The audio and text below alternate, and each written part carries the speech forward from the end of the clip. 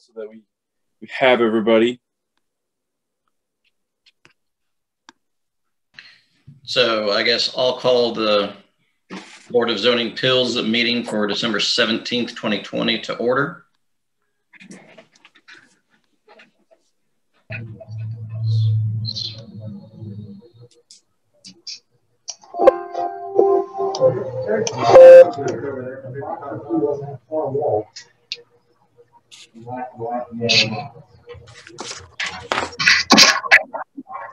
Margie, would you like to do the roll call for us, please?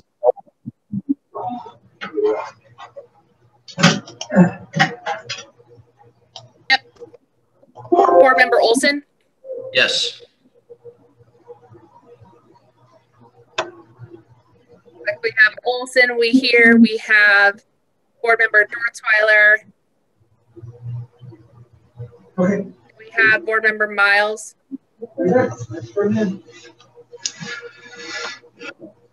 Not look like it. Board Member Rada.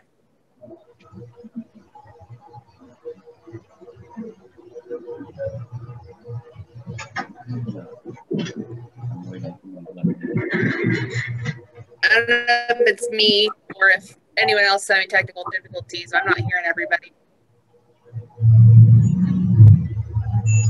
Yeah, I think some people need to mute. I'm getting a lot of feedback. If you are not speaking, please mute until you need to speak. I can control everything from here as the moderator, but I find that when we do these kind of meetings where we have a lot of people, it's easiest if people just kind of control their own mute button. That way, if they need to speak, they can do so. But yeah, I agree that if we all stay muted, it'll help with some of the feedback and maybe we can hear each other a little bit better. Looks like Board Member Miles is present. She's just muted right now. Madison, I don't know if you can hear us. And I see Board Member Sharp. Yep, I'm good to go. But I don't see Board Member, thank you. I don't see Board Member Rada. Yeah, and I'm on here too. I can't figure this thing out. We can hear you. Thank you.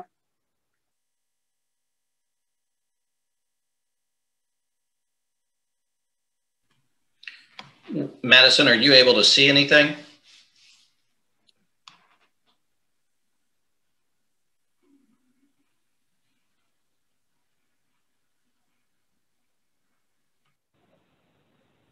Okay, can you hear me now? Yes. Yeah. Oh my gosh. I can't hear you guys. I can see you guys. We can hear you. We just, let's see. Okay, I can hear Dustin now. I think it's connected. Okay. Can you hear me, Madison?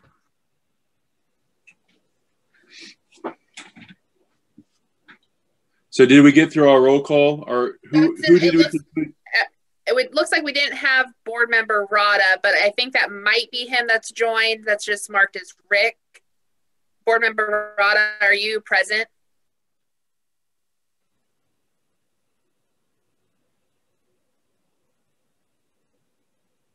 Yes. Okay. It looks like that's him on the call. So it looks like we have all 5 board members present on the call. Okay. So then. Yes, I am. Can you hear me? Yes. All right. So then we're going to request confirmation that the Kansas Open Meeting Act has been provided.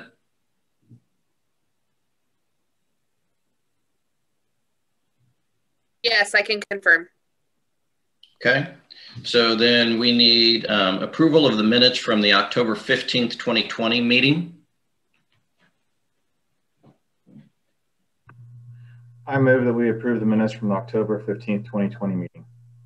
I'll second that.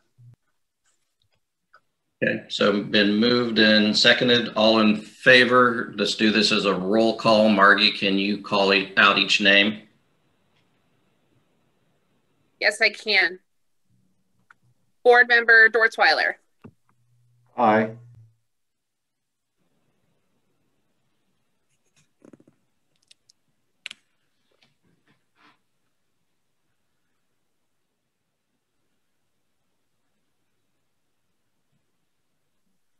Madison, board member.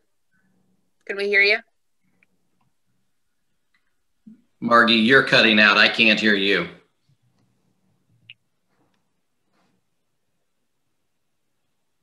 Hey. Justin, do you want to call roll and I'll call in differently? Sure. All right. So we have Madison. I think that's who we were waiting on. Were you able to hear us, Madison? And are you able to respond? Yes. Yes, Okay. I How did you choose to vote on the minutes? approve. Okay, great. Let's see. Rick, what is your vote on the minutes? Approve. Okay. Sharp? Approve. Let's see. Dorsweiler? I think you were one of them. You were the second or the first? I second, and I already voted to approve my vote to approve. Okay. So I'm going through here. Is there anybody we missed? I approve, and I didn't hear my name called. Okay. Olson, you approve. Okay. So that means it's unanimous there. Great. I think we're ready for item 3.1 then. Okay, so application V20-6 filed by Emmanuel Church, requesting a variance to section 42-574. So can we hear from staff? Yes, I'll be presenting this particular report. I'm going to try to get a screen share up here.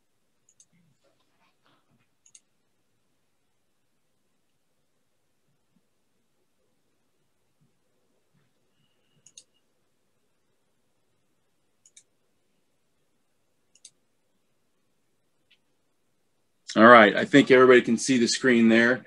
So the first item that we're dealing with is a sign size variance for the Emmanuel Church, which is located on East Cloud, just east of Dillon's at the Cloud and Ohio intersection. So here on the screen where I'm pointing my cursor is the church property. The church, this property and its development dates back to May of 1990, at which time the church applied for a conditional use permit to have a church in an R1 single family zoning district. The property is zoned R1 and churches are not permitted uses, but are rather conditional uses. So they applied for a conditional use permit. At that time, there was discussion and it was decided and determined by the commission at the time to postpone consideration of that particular conditional use permit meeting to May 15th. And the reason that that meeting was postponed is there was concern from several of the planning commissioners about the elevation drawings that were proposed by the church. I got some more people I'm admitting here as I'm talking. Okay. All right. So then on May 15th of 1990, the church or the commission reviewed the new proposed elevation drawings. And once again, they postponed consideration of the application. And they did so because of three major concerns. The first major concern was the scale of the building. They were proposing the church was a 200-foot long by 90-foot wide building with a white pitched roof in an open, undeveloped area. And the Planning Commission was trying to visualize how this magnitude of a metal building of this size would look with that particular color scheme and how it would conform and blend in with the surrounding neighborhood. The second major concern was the church would set the tone for that development over in that corner. Because it was primarily undeveloped at the time, they wanted to make sure that whatever was approved there would conform with the potential commercial development to the west and the residential R1 single family development to the east. then the third concern was the appearance of the proposed church building compared to other church buildings along the Ohio Street corridor. So that was the third concern. And so with that, they postponed that particular meeting to continue at the June 5th, 1990 meeting. And at that particular meeting, the commission voted 6-0 to approve the application. And they gave 3 reasons for that.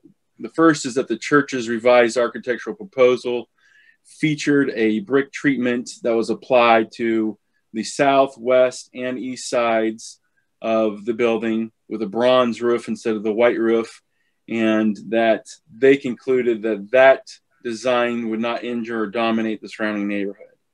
The second conclusion or reason for approving the proposed conditional use permit was that based on the revised elevation drawings, the church's appearance would be more compatible with the other buildings in the area and other churches along the South Ohio Street corridor. And the third finding is that a church in this location should serve as a good buffer between the eventual commercial development and the residential areas to the east. So then we jump forward 20 years to June 5th of 2010, and Luminous Neon submitted a sign permit application for a new sign above the main entrance, which faces the parking lot on the south side of the building. And that particular wall sign was for a 189 square foot sign, which exceeded 32 square feet in size, which is the maximum in the R1 zoning district. Staff could not approve that particular sign permit and gave the following options as to why they could not approve the sign permit when they were denying it. Number one was the first option that they had was to reduce the size of the wall sign to 32 square feet, which is the maximum in the R1 district. The second option was to apply to the Board of Zoning Appeals for a maximum sign size variance. And the third was to apply to change the zoning of the property to a commercial zoning classification with less restrictive sign limitations. Staff discouraged the filing of the sign variance application due to the magnitude of the variance, which at the time was over 5 times the maximum size that's permitted, and the fact that the Cloud Street property is not unique compared to other church properties that we find around the city of Salina. And so what the church did at the time is they chose to apply to rezone the property from R1 to C3, which is the commercial district that is in the area at the corner closer to Ohio, and would allow for the size of sign that they were requesting at the time. And at that, so then what happened is the Planning Commission had a hearing for them in September of that year to consider the rezoning. And at that particular hearing, the Planning Commission voted 7-0 to recommend denial of the request. And what they did with that recommended denial is they suggested to staff that staff work with church representatives to find a way to modify the sign and the design of the sign so that it fits within the 32 square foot maximum that is permitted. And what ended up happening was the church ended up with a generic church or a tree, or artistic tree, which is an artistic mural, and then a smaller sign that describes their name underneath it. So they have a 32 square foot sign combined with an artistic mural that faces South Street. So that brings us to today and the nature of today's request. And the church is again looking to add signage to their property. In this particular case, what they're wanting to do is add a 150 square foot illuminated wall sign on the west side of the building that faces Ohio. So the 150 square feet exceeds the 32 square foot maximum, and that's going to be the topic of our discussion today. So when we look at the zoning of the property, I'll pull up the zoning map here so everybody can see it. And the yellow area that you see is the R1 single family, and the pink area is the C3 commercial that is to the west. And so if we zoom out a little bit, you can get a context of the neighborhood and the Ohio corridor. And so the church here is kind of on the edge of this major residential area that's to the east, and it serves as a land use buffer between the commercial, that's the pink, and those residential houses further to the east. So that's kind of the nature of the current situation with the church. Is it's primarily a buffer between the commercial activities and things that are happening on Ohio and the residential neighborhoods that are further to the east of Cloud there. When we look at the uniqueness of the proposed sign, which I'll get graphics of that as well.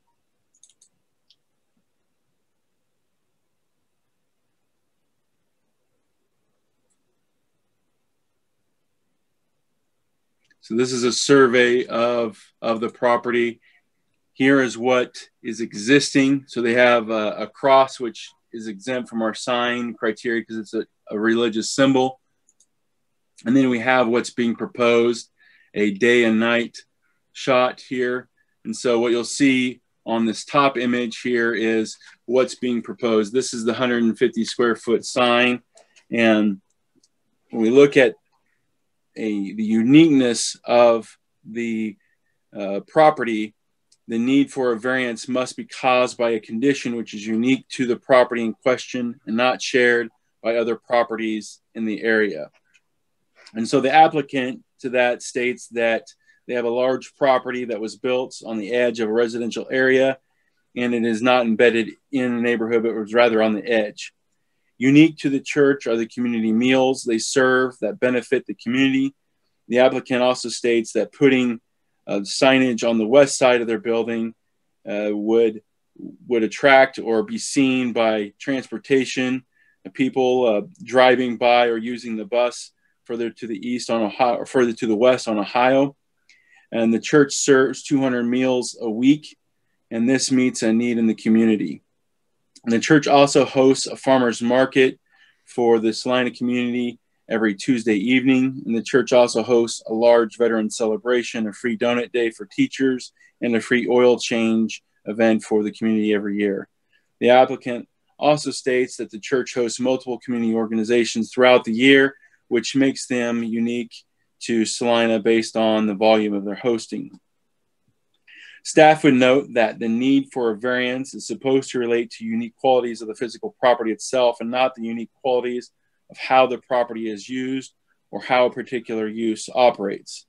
In this case, there are several churches within the Salina community that provide similar outreach services as the Emmanuel Church, with some of these churches being located in similar residential neighborhoods along the Ohio Street corridor.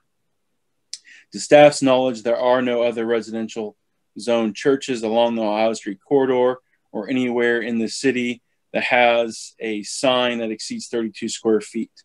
Because community outreach and service is a common mission of many churches, and this mission has nothing to do with the unique qualities of the property, staff does not believe that the applicant has provided sufficient justification as to how the Emmanuel Church location and property is unique or disadvantaged compared to other churches located in similar residential neighborhoods along the Ohio Street corridor.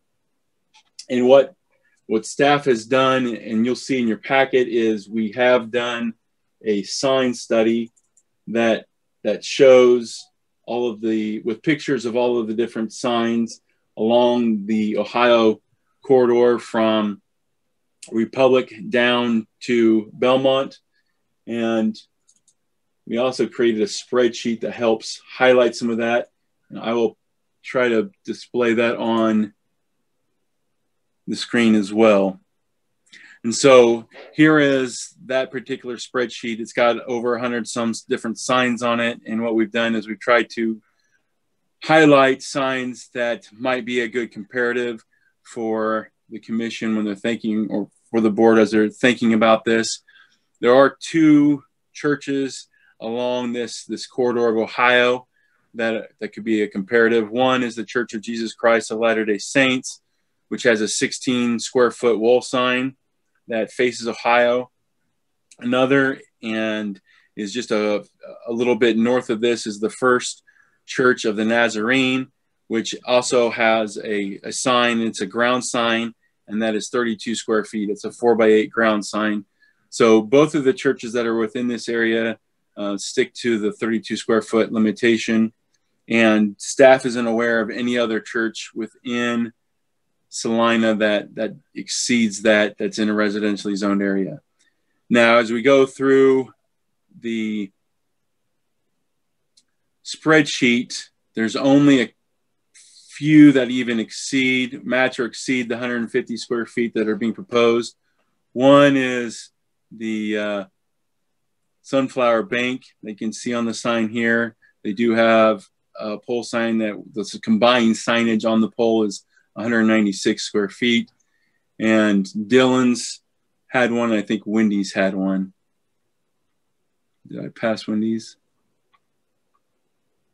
So yeah, Wendy's has 192 square feet, so they exceed the 150. And then the only other one that I could find that was of that magnitude was the main wall sign on Dillon. So of the 100 and some signs that we have along the corridor, 3 of them match or exceed the proposed 150 square feet, and all of those are commercial entities that are located directly on Ohio.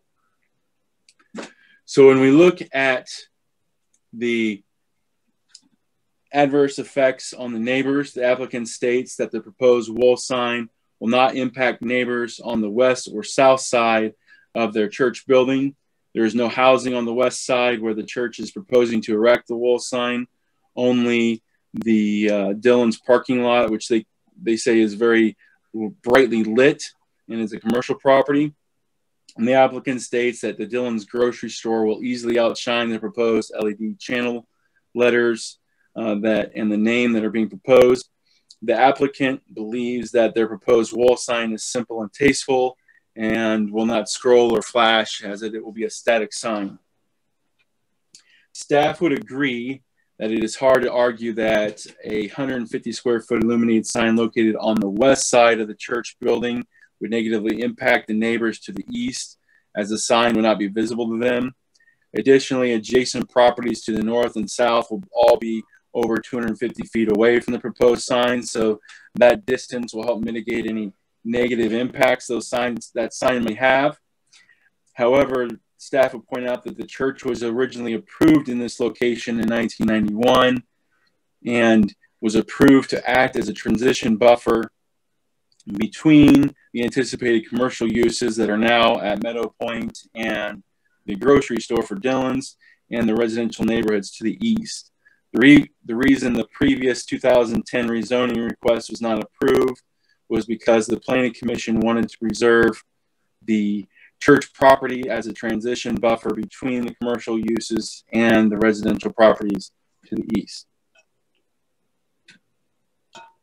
Staff believes that approving the requested sign variance today would essentially be treating the church as if it's a commercial property, which could undermine the purpose of the R1 zoning and negatively affect the neighbors by eroding the buffering effect the church currently has between the commercial properties to the west and the residential neighborhood to the east. It is not uncommon for property owners to want signs that are taller or larger than the sign code allows in an effort to increase community visibility and attract more patrons. One of the main reasons for having sign regulations is to create a level playing field for property owners and establish reasonable sign standards that every similar situated property is subject to.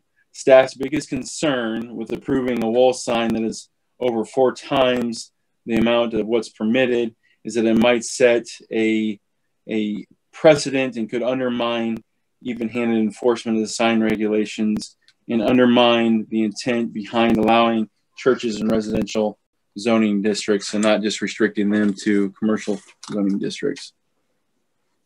When we look at the unnecessary hardship, the applicant states that the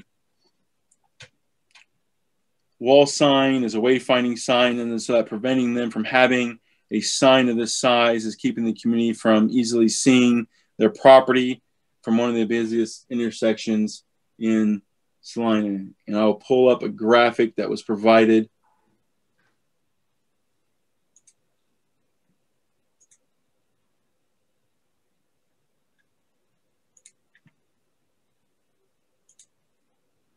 So here on the screen is the applicant's photograph of the sign if it were to be restricted to the 32 square feet.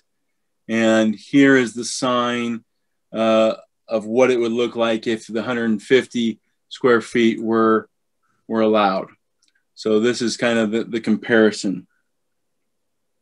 And the applicant states that a smaller sign cannot be seen from Ohio and not be visible through the trees placed in front of Dillon's on Cloud Street, and that based on the United States Sign Council visibility chart, the church's proposed wall sign is appropriate for the distance and traffic conditions, as the church is approximately 900 feet from Ohio Street.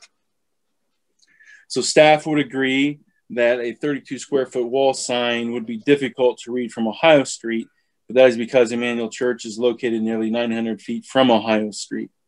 Staff believes that approving a sign size variance for a property just because it is located too far away from a major corridor for a typical 32 square foot sign to be seen could set an unfavorable precedent that encourages future sign size variance requests for properties located near but not on arterial streets.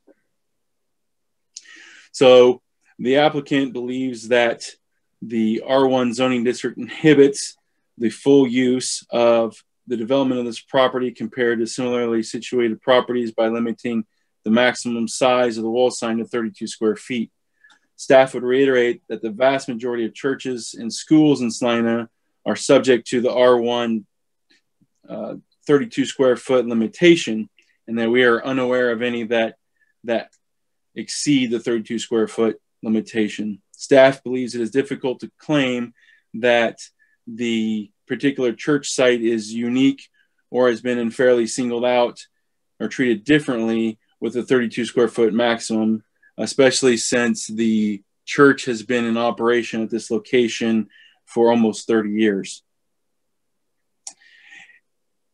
Looking at the effects of the public health, safety, and welfare, the applicant states that the proposed wall sign will not affect traffic, property values, or other neighboring properties. Staff would agree that the proposed 150 square foot wall sign would have a minimal direct effect on the public health, safety, and welfare of the surrounding area. The proposed sign will not obstruct visibility of any intersection or affect traffic. The greatest potential impact to the general public that the proposed sign would have would be indirect, as approval of the requested sign variance could undermine the enforcement of the sign regulations as to maximum sign sizes, which would be contrary to the public welfare. The general public could adversely be affected if the variance were to create a precedent for other properties located similar distances from major streets that want greater visibility. In looking at conformance with the general spirit and intent of the ordinance, the purpose for limiting the size and height limitations of signs in the R1 district is to minimize the visual impact on neighboring properties and maintain a smaller scale of development. The maximum sign size in the R1 district is limited to 32 square feet in order to allow sufficient sign area to identify the church to pedestrians and vehicles of the adjacent street while minimizing the visual impact on the adjacent properties.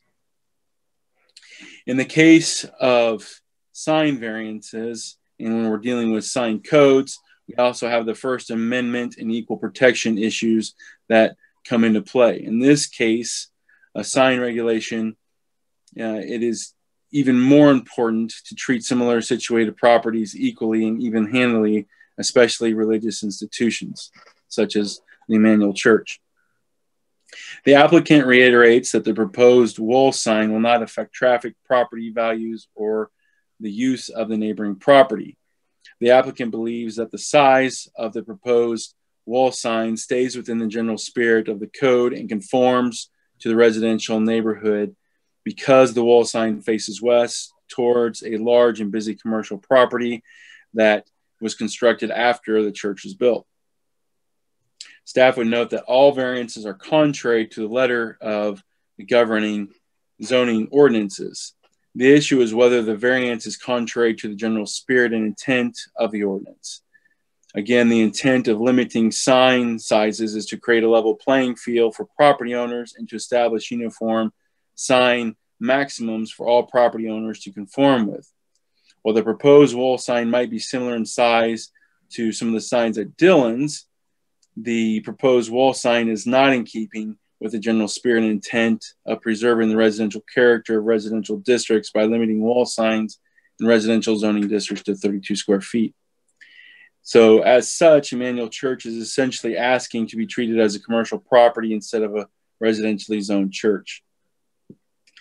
Staff is usually very careful and not supportive of granting sign size variances because of the concern of setting a negative precedent for future requests and the concern about the outbreak of sign wars where each business or organization requests to have their sign taller or larger than their neighbors. Staff and previous boards and commissions have always strived to maintain a level playing field for sign sizes and sign heights. Singling one residential property out for special consideration could result in a precedent for other residential locations unless the board makes adequate findings relating to the uniqueness of the Emmanuel Church compared to other locations and the hardship that could result if the R1 zoning district limitations were applied to Emmanuel Church.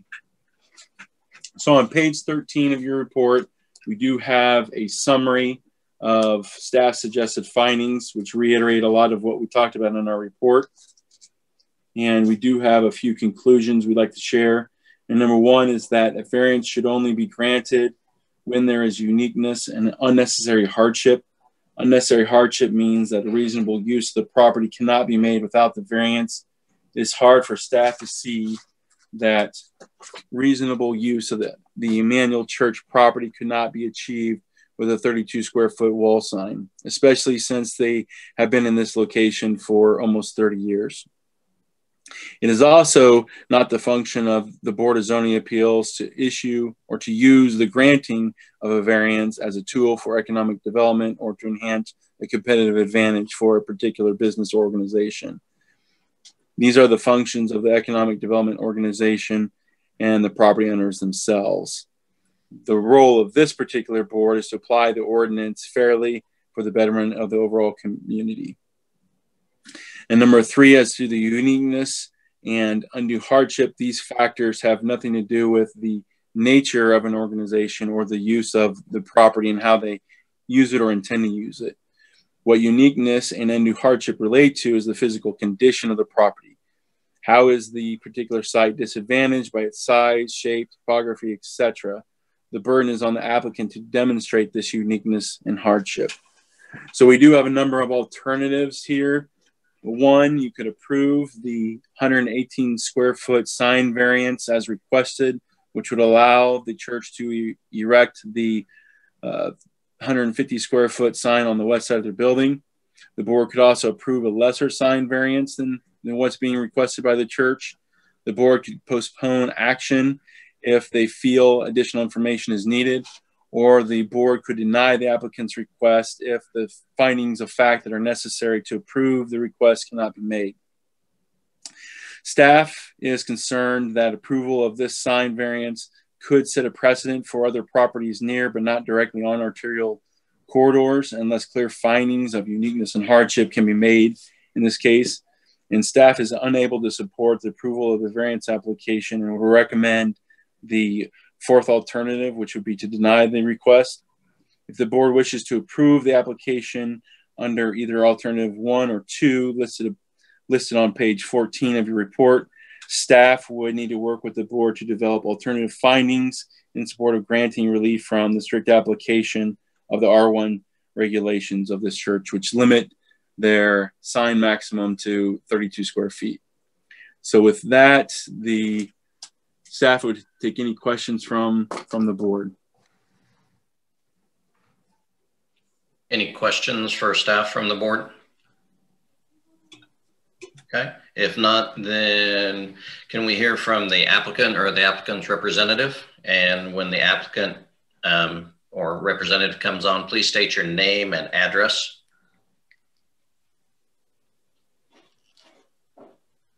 I don't know that you guys can see me. Can you hear me? We can hear you.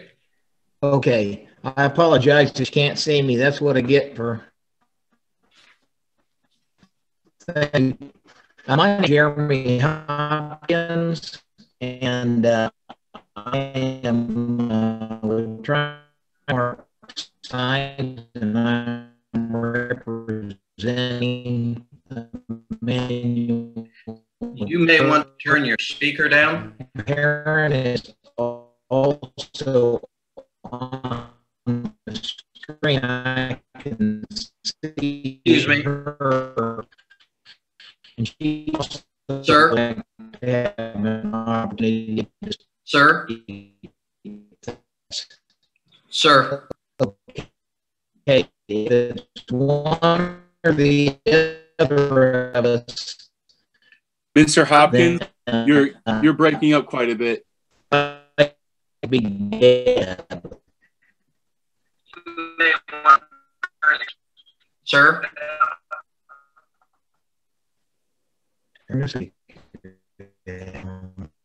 Sir?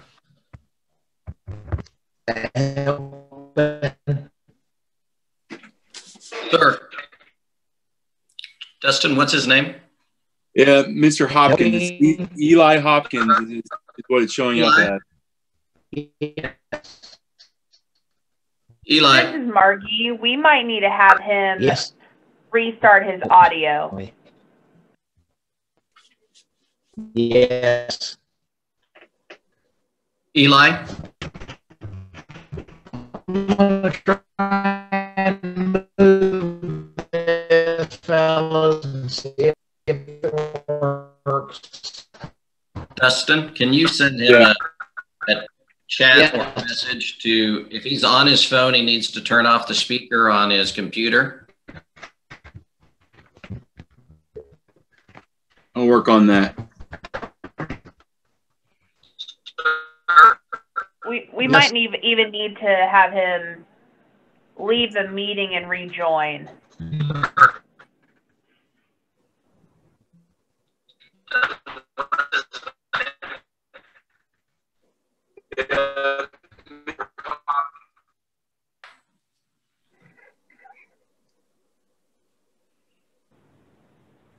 Is there another? Go ahead. I was going to ask if there were any other representatives for the applicant in the meeting that could. Deb is there, I see. You go ahead and unmute yourself and speak, Deb, if you would. Okay. Hey, thanks everybody for letting us talk. Hopefully Jeremy can hop back on and kind of give you more of what he was going to talk about. I just want to come at this from just a personal angle and what kind of sparked this whole thing. I know you've heard a lot of history. We weren't here at the time. I'm Deb Herron. I'm a worship pastor at Emmanuel, and my husband's the lead pastor. And we've come in and replaced Lauren and Erie Holtberg, who started the church and moved to that location 30 years ago. Basically, when we came here, I'm a native of Salina, and we moved back after being gone 33 years. And when I came back and I met up with multiple people that have lived in Salina all these years, I told them what we were doing, and they said, well, where's the church? And I said, well, it's next to Dillon's. And they didn't even know that that building was a church, let alone Emmanuel. And so it really had me concerned and made me think, well, why is that? And so as I began to investigate, I realized you can't really see a lot of the building from the trees, and Dillon's having grown up and having a gas port and all that. And it just caused us to think, well, maybe we should have something that people can see a little bit better. And so that's kind of what started this whole thing. And then just even realizing the impact of what some better signage or wayfinding sign would do for the church. you know, I think we are unique. We house and host so many events and have touched the community. I mean, thousands of people have been reached by Emmanuel, and I want to keep it that way. And we really minister to so many people from all different walks of life. We minister to a lot of people that are mentally disabled, mentally challenged, and mentally ill. And of course, they're the people many times that don't have money readily to have an iPhone, to get maps, to be able to find us. They have to just go by word of mouth or, you know, some kind of instruction. And so to be able to get off of public transport and be able to look and see us and see a sign, it would help immensely. That's who we feed on our Saturday nights, although we're not doing that, of course, right now because of COVID. We're actually delivering meals now, but we hope to go back to that. So it would be just an incredible visual for us to have some signage that can be seen on the west side of the building that would probably be eclipsed many times by Dillon's. Dillon's is so big, it's so bright, it's so active. It would almost take that size on the west side of our building to be able to be seen. We just want to do our job. We just want to do our job the best to our ability. I think being that buffer that Dustin was talking about, we're the building that buffers between commercial and residential, which, by the way, we don't want to be commercial. That they tried that years ago, and that's not what we want to do.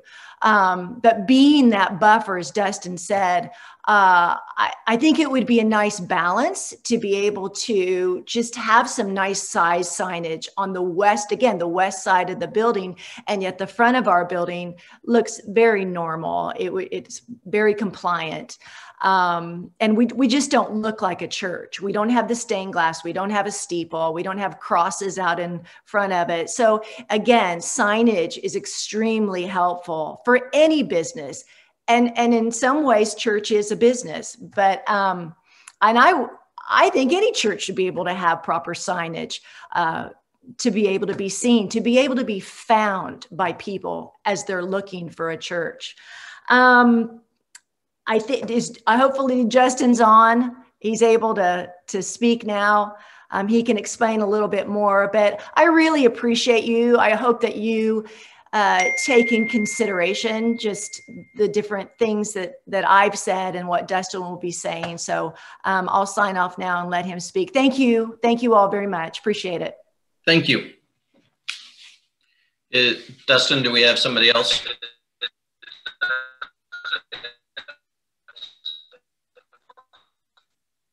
Yeah, this is Barry Hopkins again.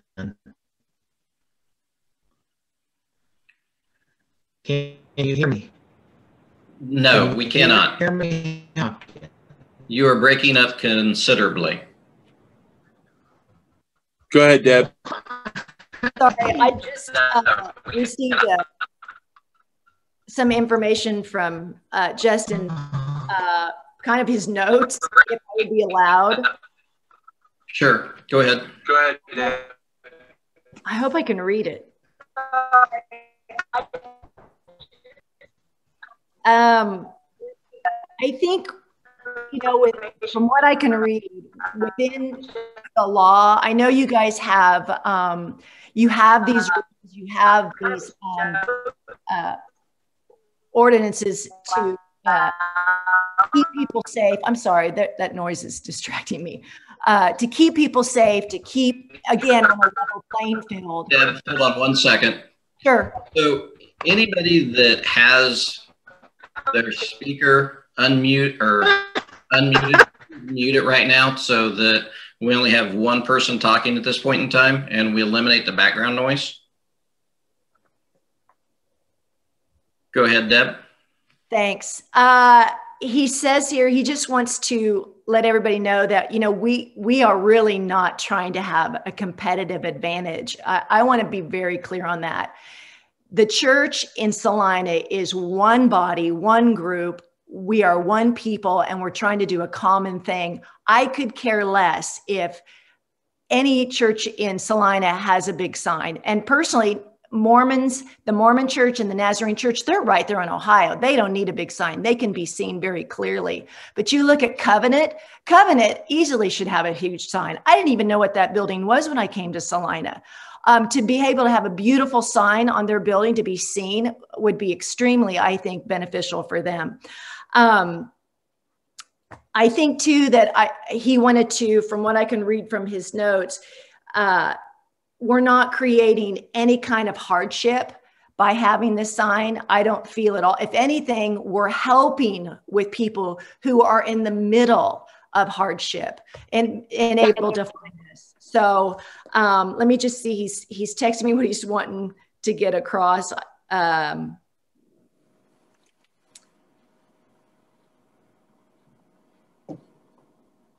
And maybe no other churches have signs because they've never requested it. Maybe they didn't feel like they needed it. Again, we set off of a main road, and a lot of churches you'll see are kind of right on streets. They're right on, you know, you can drive right by it and see it. I'm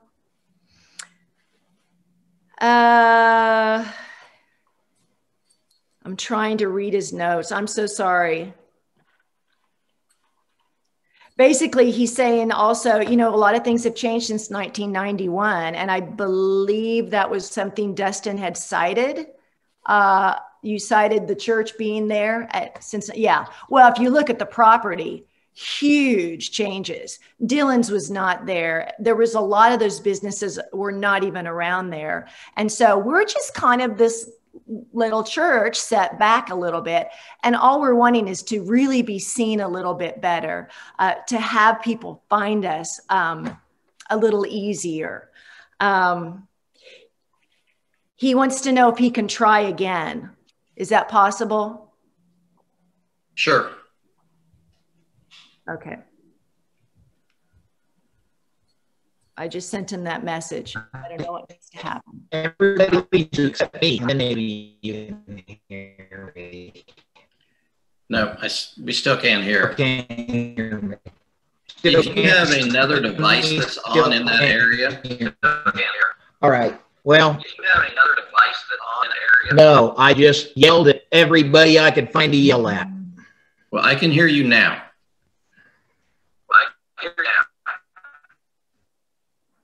Can you hear me plainly? Now I can't hear you again.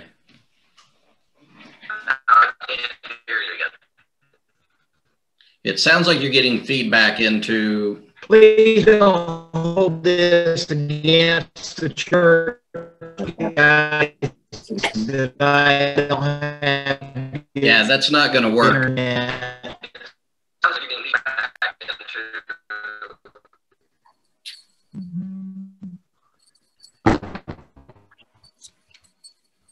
Do we have anybody else? Okay,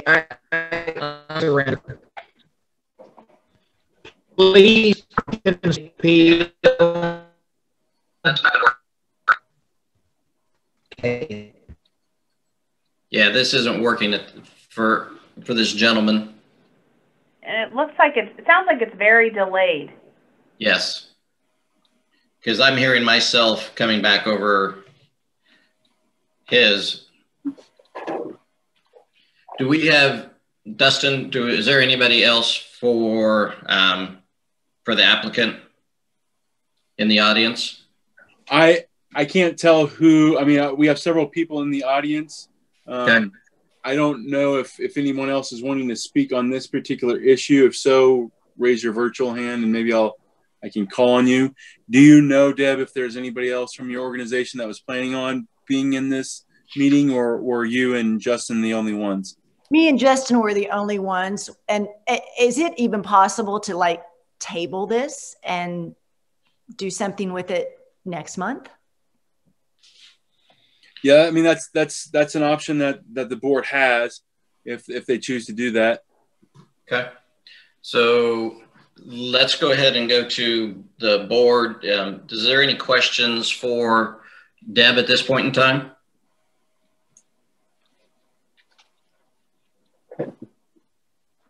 Okay.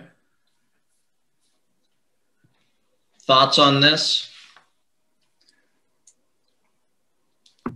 I think before we get into deliberation with the board, we want to give everyone another chance. If anybody has some public opinions or thoughts that they want to share from the public, just to make sure that we aren't missing somebody.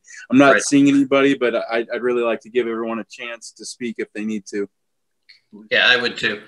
And I would tell you that at least for the board at this point in time, because we did have somebody that wanted to speak, and since we could not hear that individual, I would be in favor at this point of postponing this to another time so that we have an opportunity to hear everybody clearly at this point in time.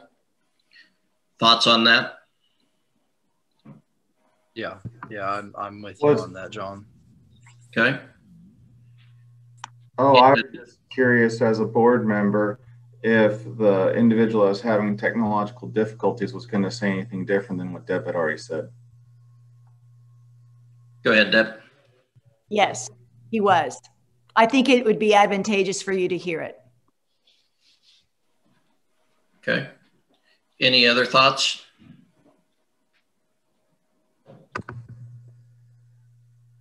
Well, I'm anticipating that our next meeting would be via Zoom.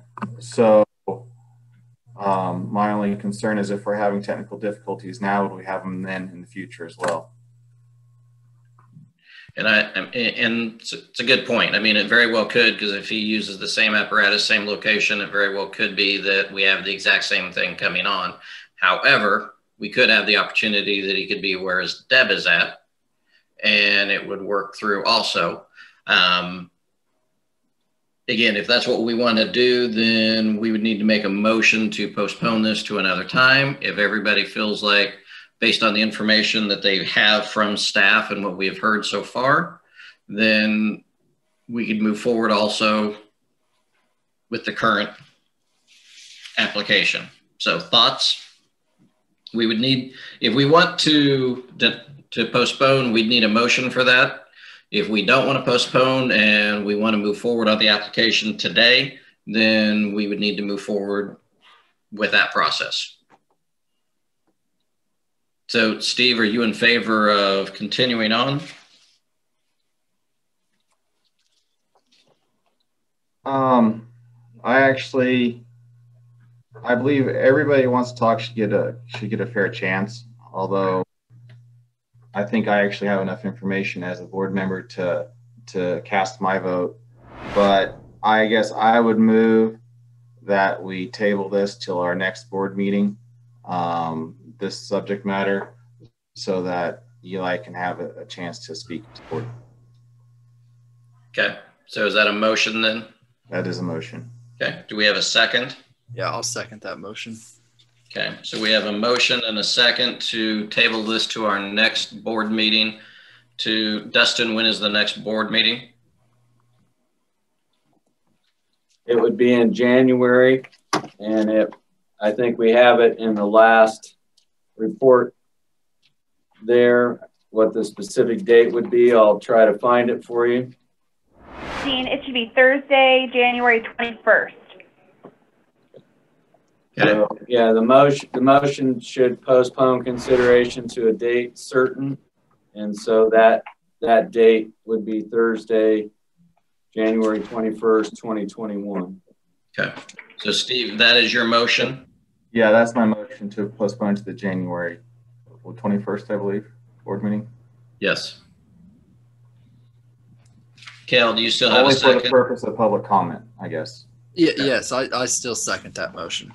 Okay, so we have a first and a second. Can we take a roll call on that then? Steve Dortzweiler, aye. Okay. John Olson, aye. Gil Sharp, aye. Richard Rada, aye. We have Madison, Dustin. Dustin, do we have Madison? She's, last I saw, she was on, but I haven't heard from her. Does she need to be It's an aye for me. there she is. Thank you, Madison. Okay. So that moves us to item 3.2, which is application V20-7 filed by Call Valley Engineering on behalf of JTS Investments, LLC, and their tenant, Kansas Department of Health and Environment. And I guess actually before we get started on hearing from staff, we need to make sure that we have applicant or representative of the applicant available. Yes, this is Justin Owens. I'm with Call Valley Engineering, and we also have Chris, who is with SBA, on as well. Okay, thank you. So can we hear from staff then? Yeah, I'll be presenting this report as well. And so I will share the screen here so we can pull up the location of the proposed area and the details of what the nature of the request is. So the particular property that we're dealing with on this request is located on Enterprise Drive, and pull this over.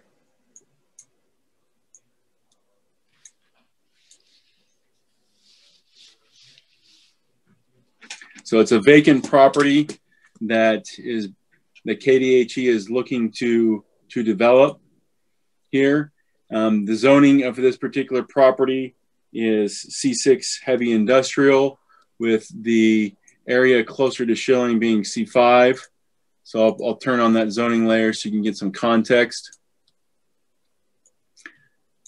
So along Schilling, we have C5 zoning, and then Enterprise Drive, where this particular property is located, is a dead-end street that has a cul-de-sac at the end with a large detention basin that we'll get into in more detail later. I'll just kind of zoom in on that just so you can see there.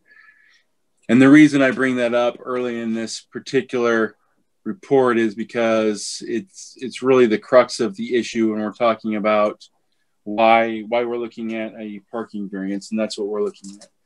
So the Bland subdivision, which this is a replat of, the replat was approved by the Planning Commission in August of 2003, and it is a replat of the Bland addition, which was originally platted in 1987.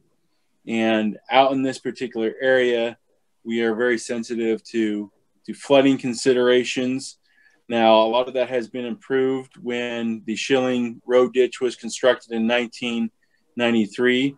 Along with that Schilling road ditch, there were also a number of improvements that were made in this subdivision, which one is the pond way to the south. And there are easements, drainage easements along the backs of the lots within the Bland subdivision here along the common property line between the KDHE property and the Lowe's Home Improvement Store.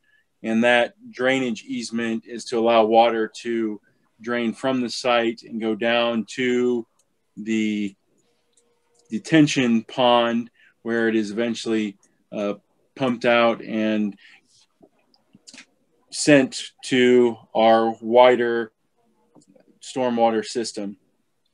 So the nature of the request is KDHE is actually developing the site for a new regional office building.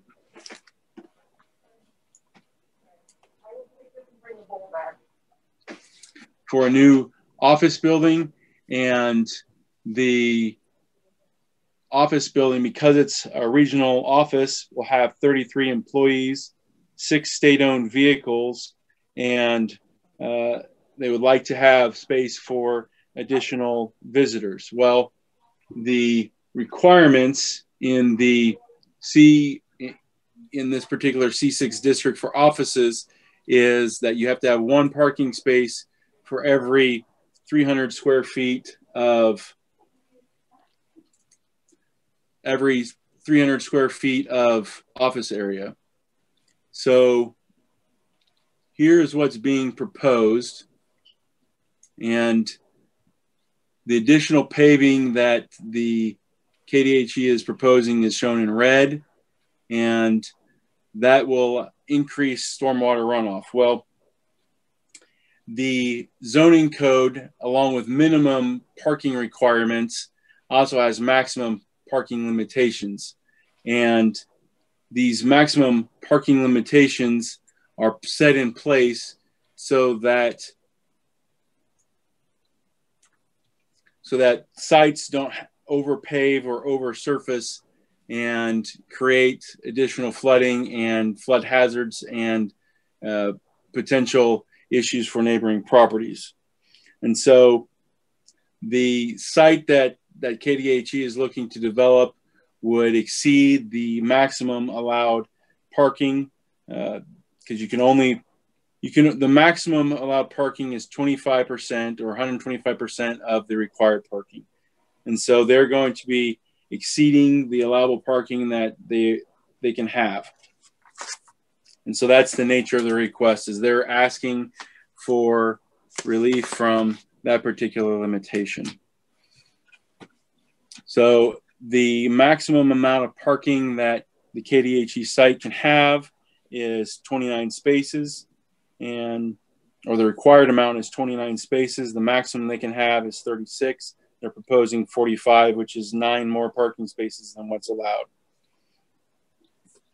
So when you look at the adverse effects on the neighbors, the applicant states that the increased stormwater runoff from the additional paving can be decreased with an optional rain garden located just east of the north parking area.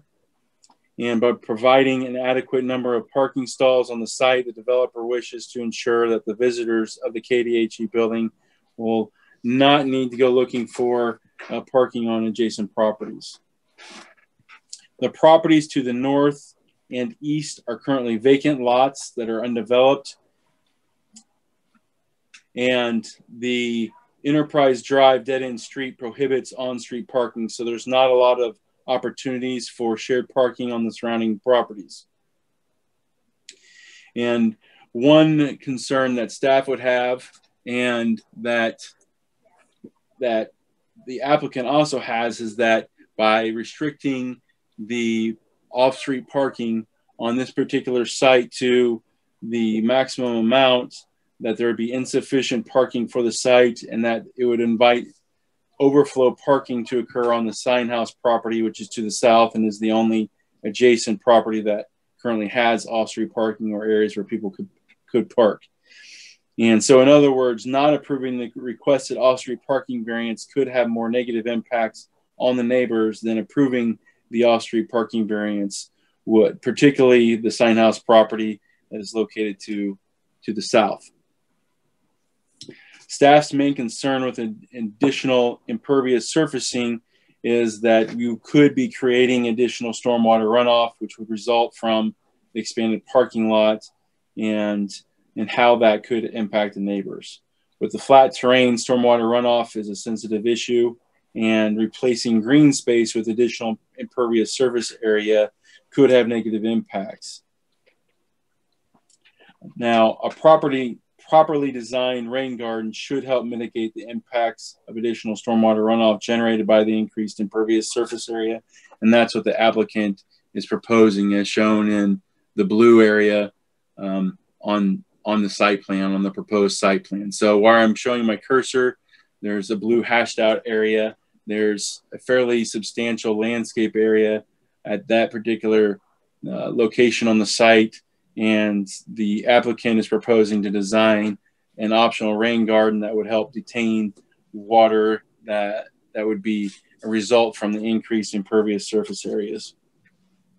Looking at unnecessary hardship, the applicant argues that strict application of the off-street parking limitations will not allow for sufficient parking for employees, state vehicles, and visitors.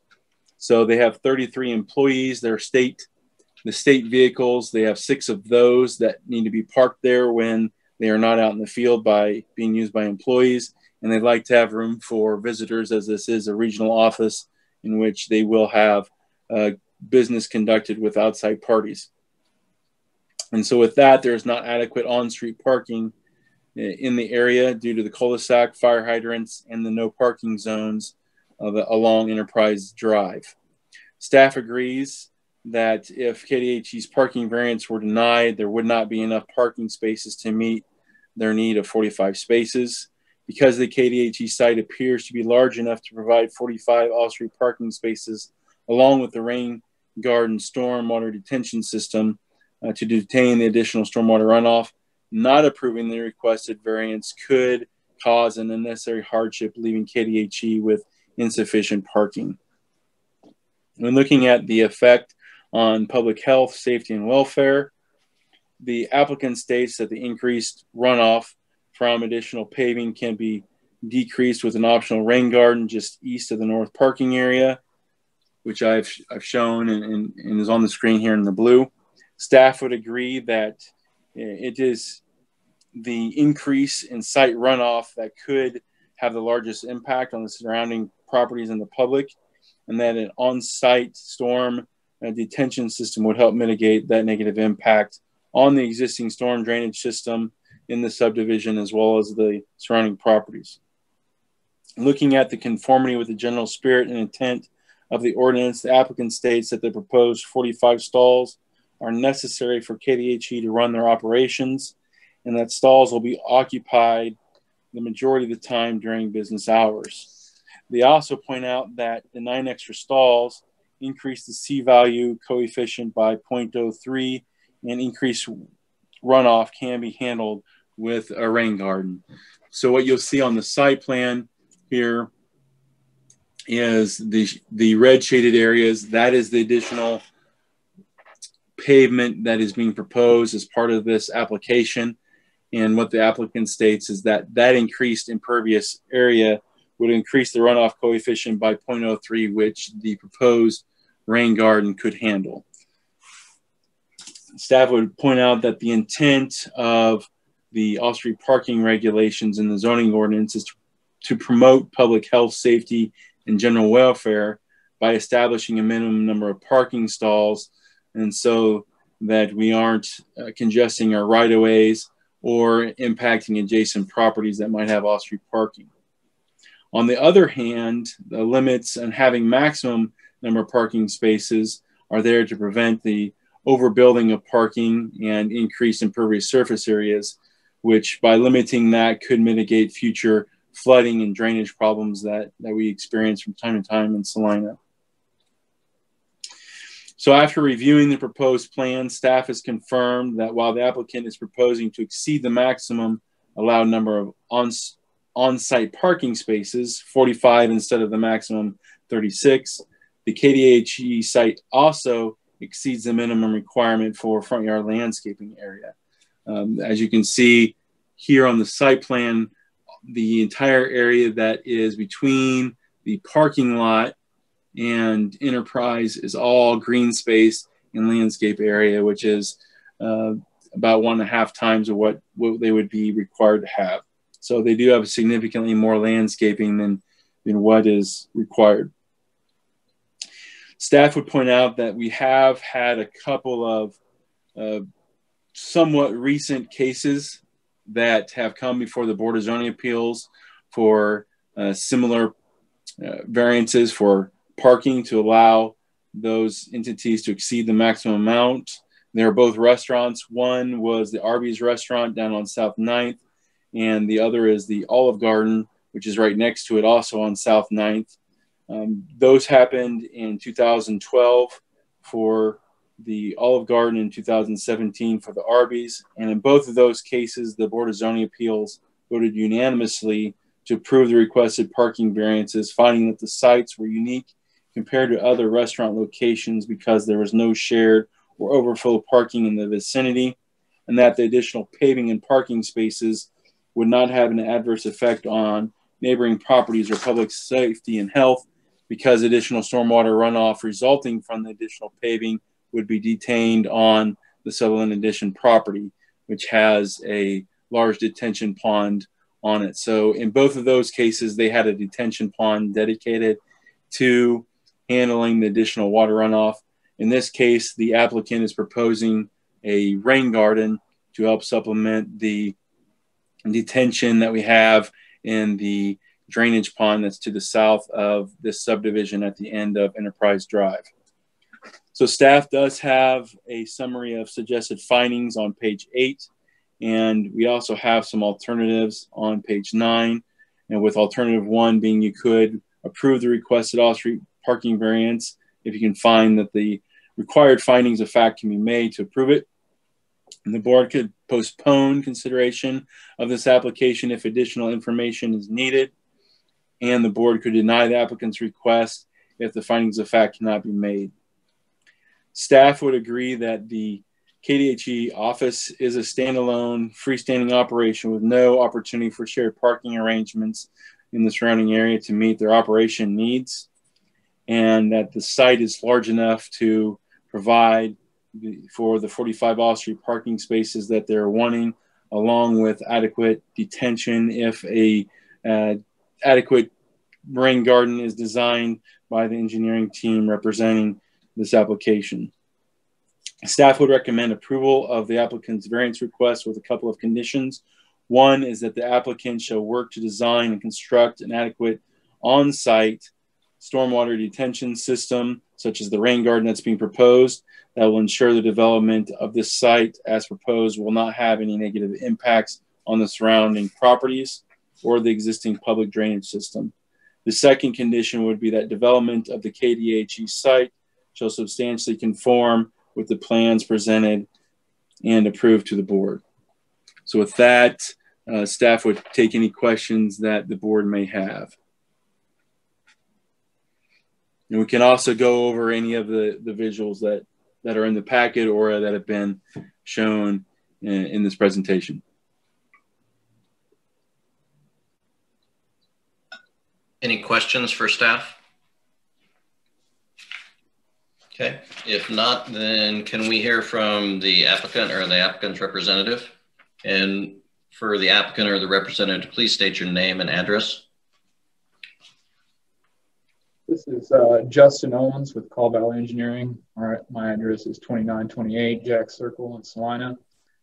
I think staff has done a good job to show that, you know, kind of state our case that the parking, we've shown that it is a need. There is very limited parking. Yeah, without the parking, it definitely would be an issue with people parking where they're not supposed to. It's going to be hard, you know, nearly impossible to try to enforce that.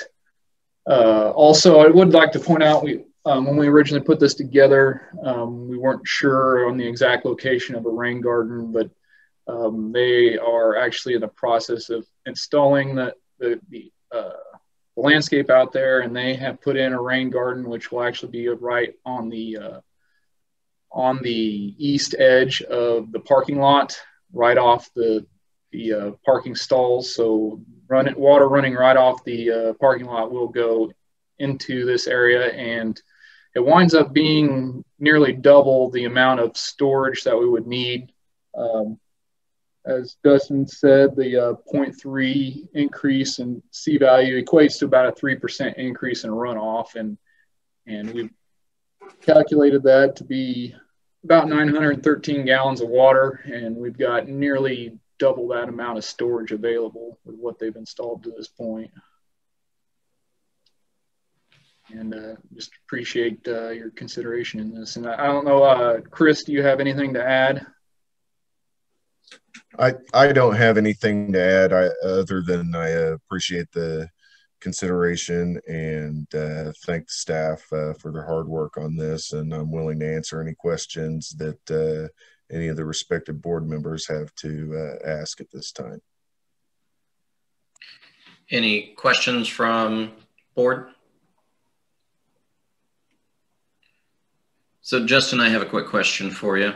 So on the runoff, so if we're looking at what Dustin currently has on the screen, on the top part in the red where the additional concrete is, so the runoff coming into that water garden, is how much of that parking area is going to be draining into that compared to coming down to the south and then going over to the easement to the west of this property? Talking about the paved area on the north side, or that there that does right, that's the additional paving that's going to be going into that. So is that, how much of that area in through there is going to be directed towards that garden, and how much of the rest of it's going to be going down to the south and then back over to the west to the other detention? I would say probably on that, it's not, you're going to have a situation where most of the parking lot is directed to it, so it'll fill to the point that it'll overflow, and then it'll go on down to the east into the road, and then down or into the storm sewer system and into the detention pond. So I'd say the majority of that would get towards that, whether just depends on the amount of rain, how much of it will fill it in and then start to overflow. So initial rain there will be little runoff off the parking lot until it's full, and then it'll start to overtop and it'll work its way through the grass lawn and then out to the street. Okay, so currently everything's going to drain towards the street and then to the south to the detention pond then. Right, everything, and that was part of the whole scheme of and that was the requirements, was everything had to drain to the east, because that's how the whole system's designed to capture everything from the street. So the whole site is graded from west to east. Okay. Any other questions from the board? One thing I didn't make really clear, because I was trying to do too many things at once, is this is what is currently approved. So they do have an approved site plan. Okay. And you can see how it's a little bit different, where we don't have as much paving on the north or on the west here. And the striping is laid out a little bit different, where it's not as tight, because they have some of these radiuses here. So this is what's currently been approved. This is what's currently been constructed by KDHE.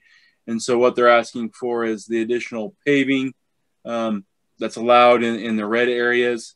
And what we are suggesting with this variance application is that if we were to approve this variance, that we would have an adequate design to capture the additional runoff from that additional paving.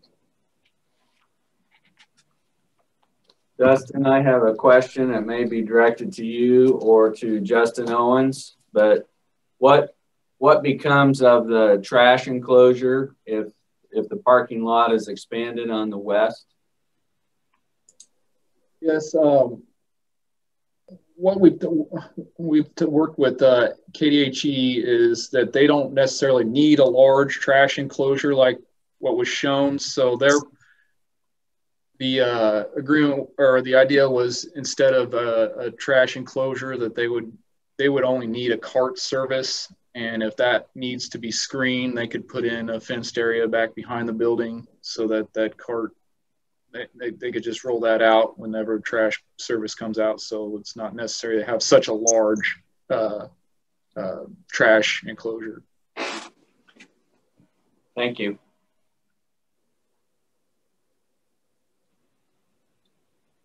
Okay. If there's no other questions for applicant, then we would take questions or comments from interested citizens.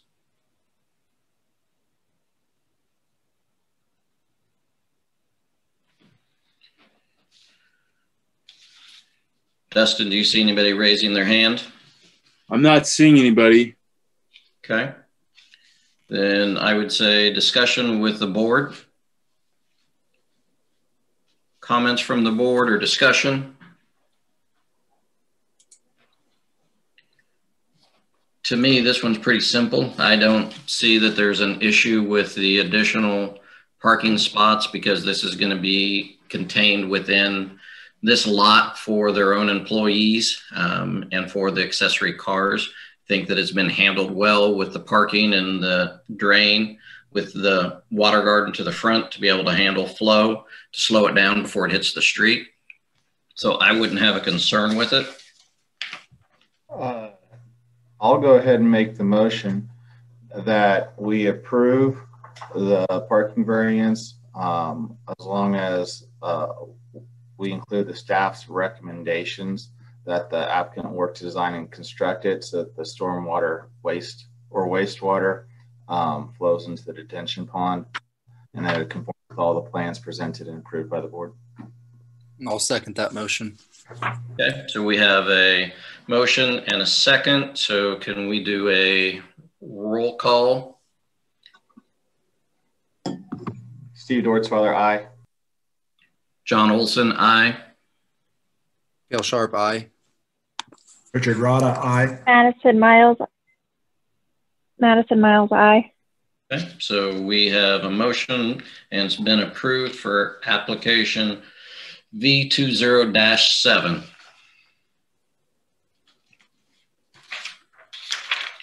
So we are on to application number AP20-1, which is filed, and I'm not sure of the pronunciation of the last name, but appealing the zoning administrator's determination that the construction of a garage addition facing Deborah Drive on the west side of the house that has an existing 2-car attached garage on the north side by the house for Eastmore Drive.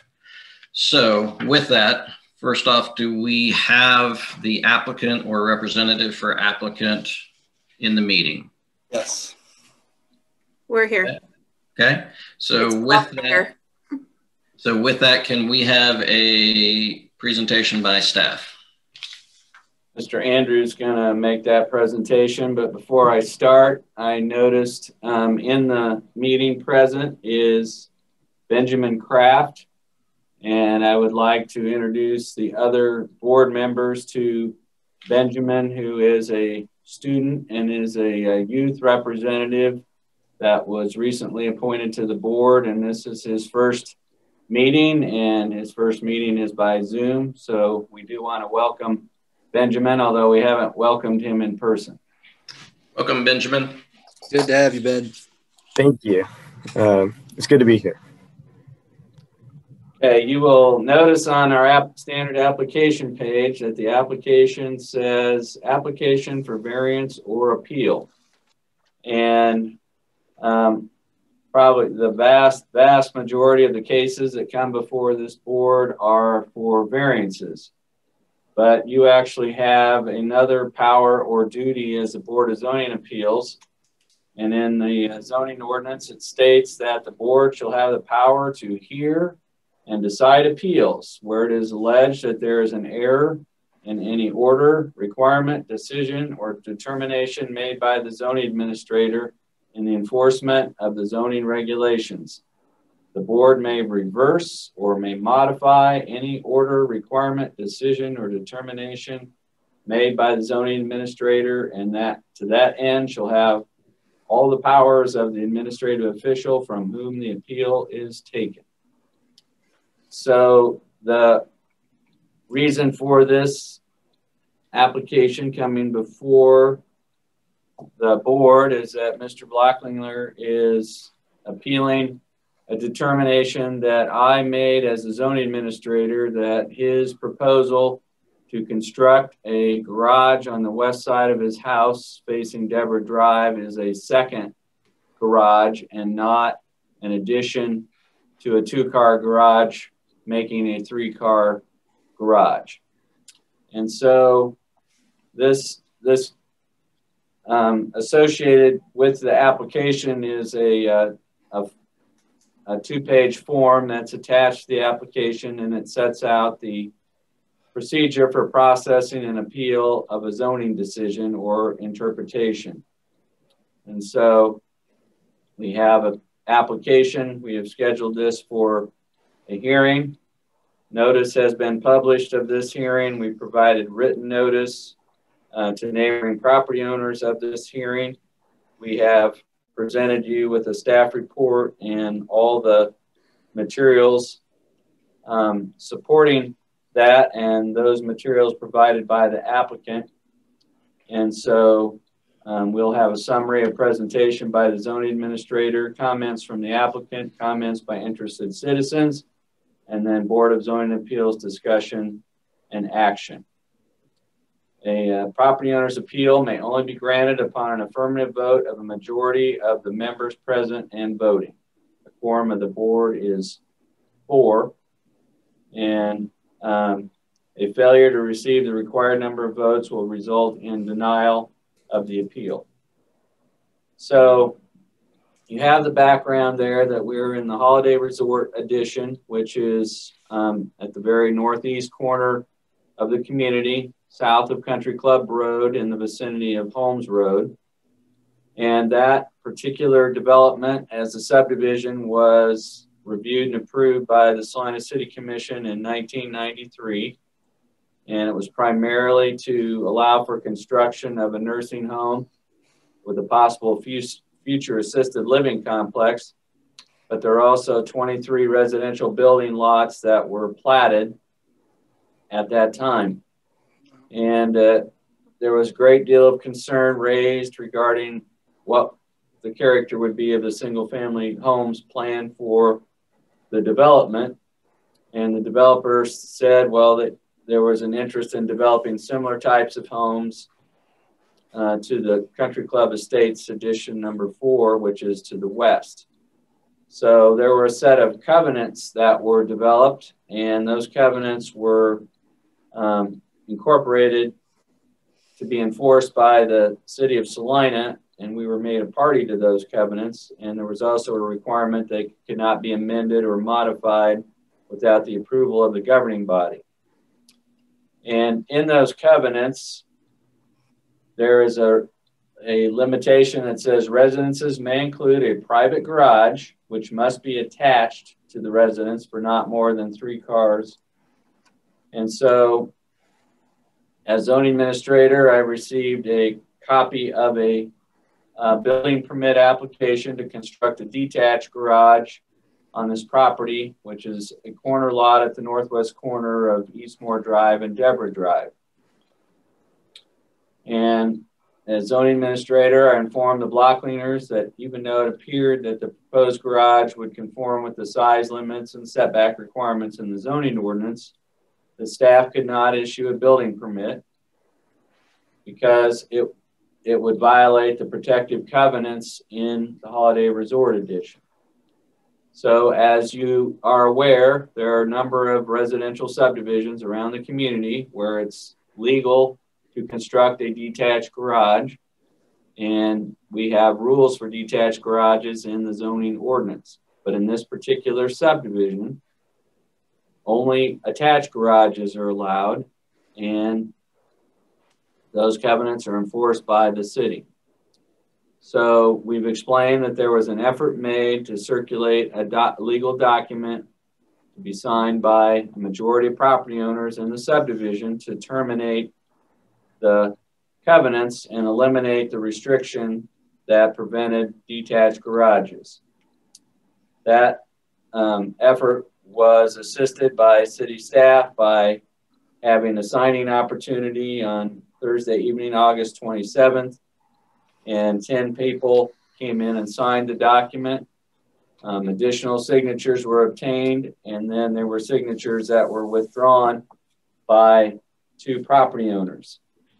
So at the October 26th, 2020 City Commission meeting, the City Commission approved a motion accepting the termination document and also accepting the withdrawals by the 2 property owners.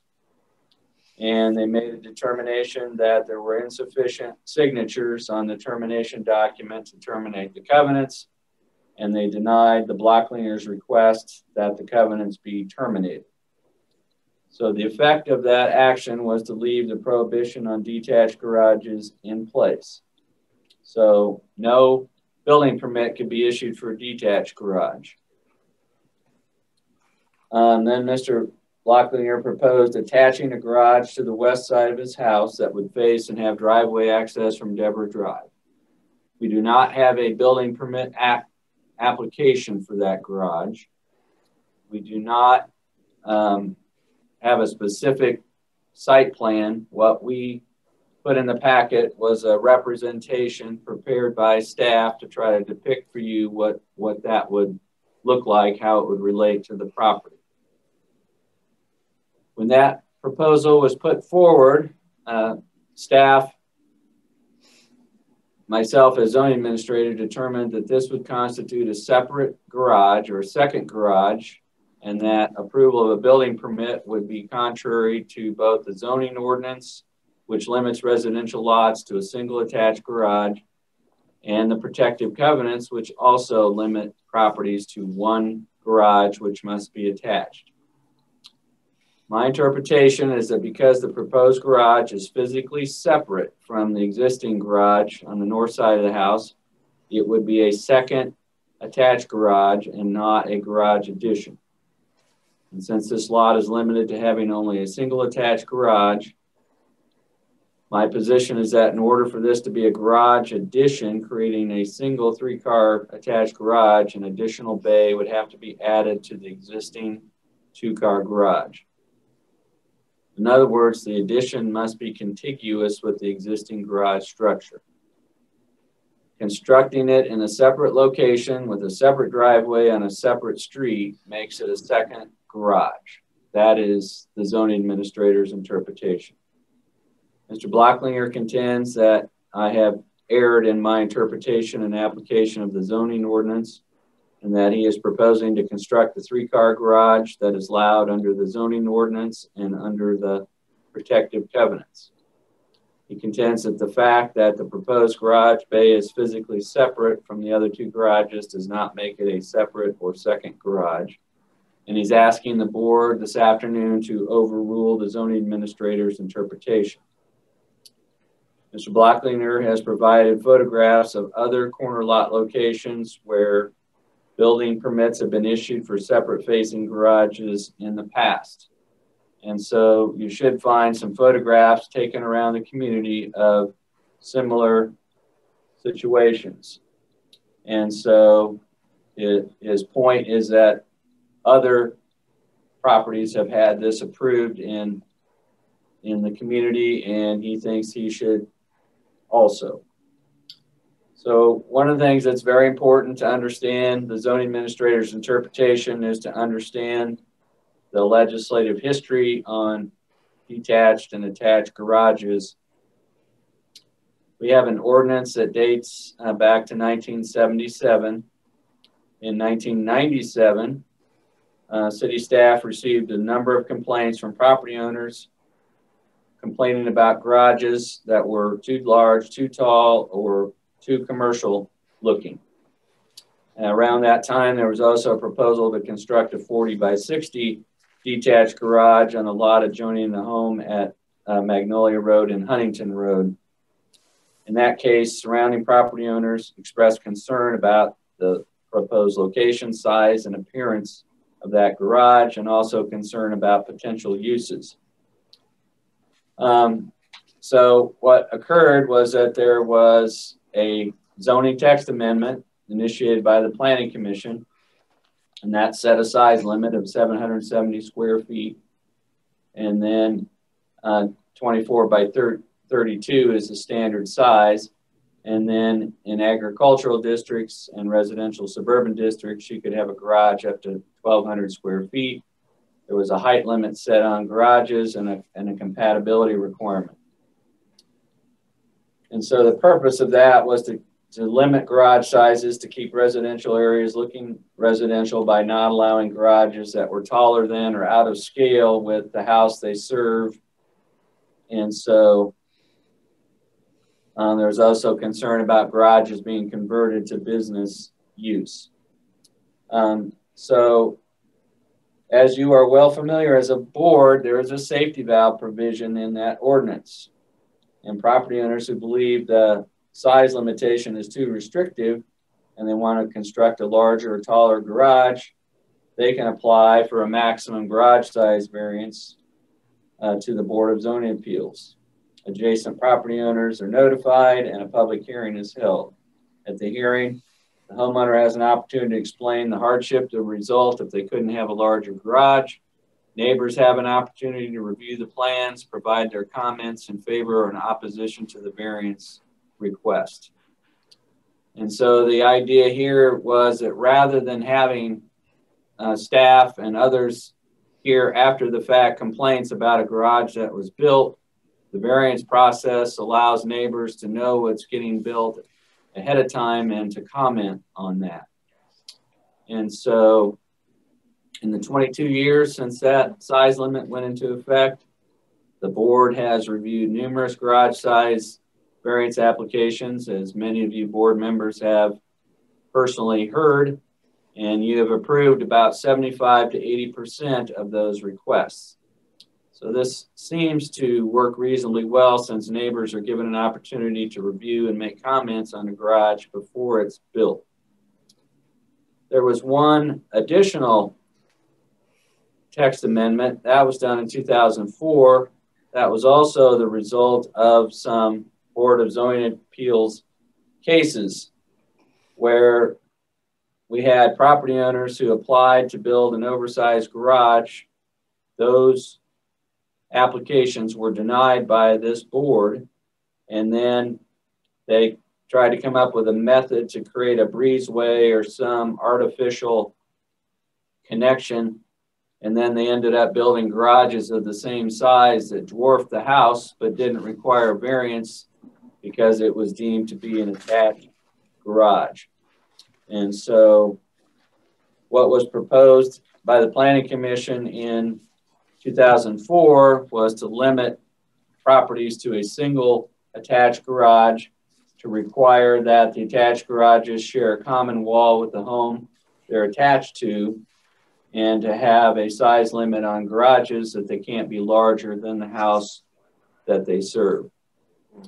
So that was adopted or recommended for approval in 2005, and there was an ordinance adopted by this City Commission in 2005. And it was at this point in 2005 that attached garages were identified and classified as accessory buildings, and residential properties were limited to one attached garage. So staff has gone through and reviewed all the photographs and examples, the permits, the approvals, the reviews of all of the examples provided by the applicant, Mr. Blocklinger, and only one, which was issued admittedly in error by a residential building inspector at 2224 Sunset Ridge Drive. All the other ones predate the adoption of the 2005 amendment. So they were built before the limitation on having a single attached garage was adopted.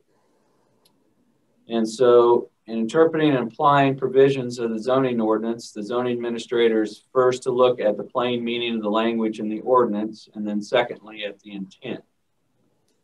It is a widely accepted rule of legislation drafting and interpretation that the term a or an are singular and are synonymous with the term one.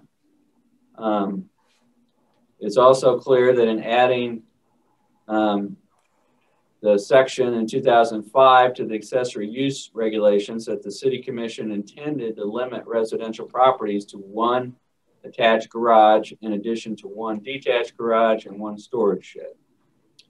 So the zoning administrator interpreted Mr. Blocklinger's proposal to be construction of an attached garage that was, first of all, physically separate from the existing attached garage.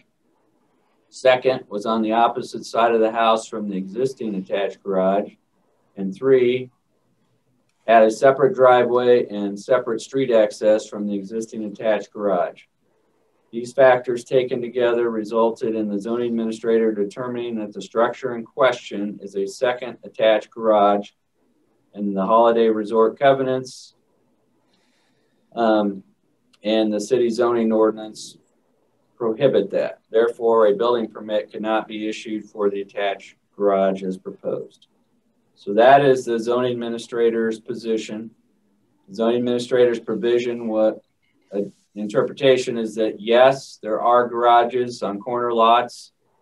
I personally worked on the garage proposal at 1515 East Ellsworth, and that application came before the Board of Zoning Appeals.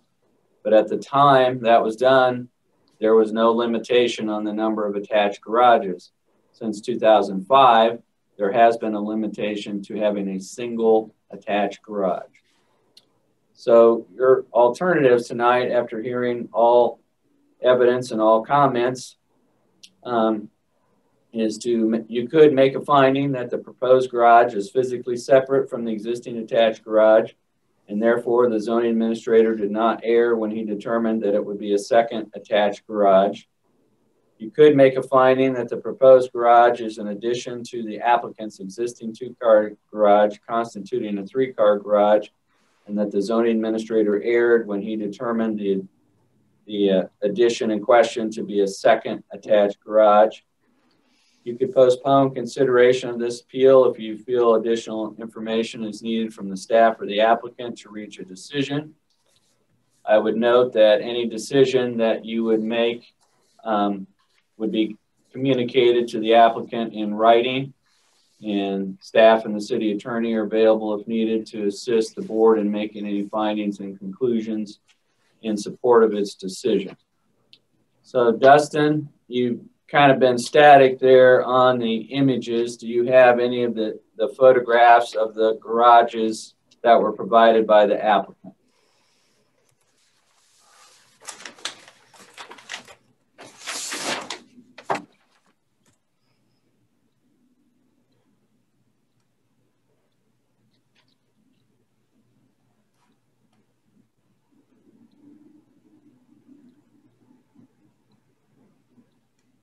So those are photographs of the applicant's property.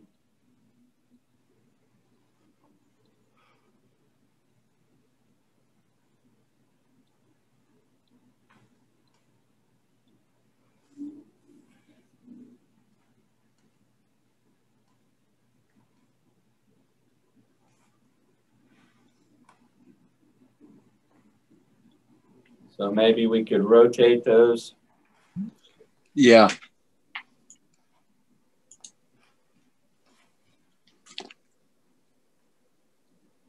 This is a property on Ricky Circle.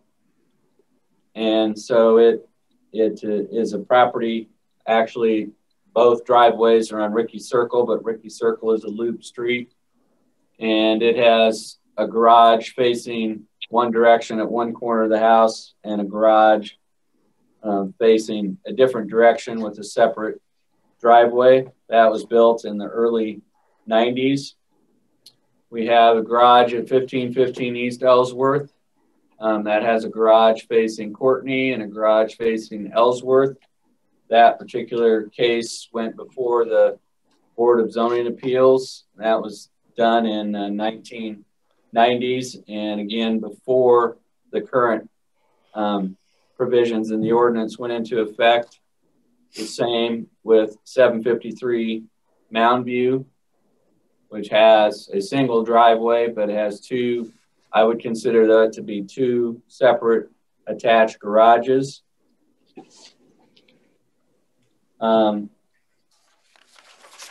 There's an example in the Fox Run edition. We couldn't identify the address. Number 6. What's that? It's number 6. Number 6 what? Fox Run. Well, there's a Fox Run edition, but we don't have a street address. I'm telling you, it's number 6. I'm not sure that's a good example of a, I would probably, that is closer to being a 3-car attached garage than being two separate garages. We also have 2360 River Trail, which is at the corner of River Trail Road and Magnolia. That has a garage facing River Trail Road and a separate garage door facing Magnolia, but no separate driveway because driveways aren't allowed on Magnolia. And then we have 2214 Sunset Ridge Drive, which was built in 2009. And that building permit, which has a separate driveway and a garage underneath. You can't tell whether those garages occupy the same footprint, but that building permit was not referred to or reviewed by the zoning administrator and was issued in error by a residential building inspector. So that is an example of a permit that was issued that should not have been in 2009. And then there's another example from Stone Lake, which I would consider to be a single attached garage. So with that, we've outlined for you what the appeals process is. I've done my best to explain how I reached my determination that this is a second attached garage. The only other thing I would note before turning it back to the board is that we've received a number of comments from neighboring property owners asking how a garage attached to a porch can be an attached garage. And I explained to them, and I would explain to the board that in order to be considered a attached garage, the attached garage has to share a common wall with the house. It can't be attached to a porch or breezeway or anything else. So how a garage attached to the west side of the house would actually be located and built, staff is unable to answer that question. The question that we can answer is, can you attach a garage to a porch and call it attached? The answer to that is no.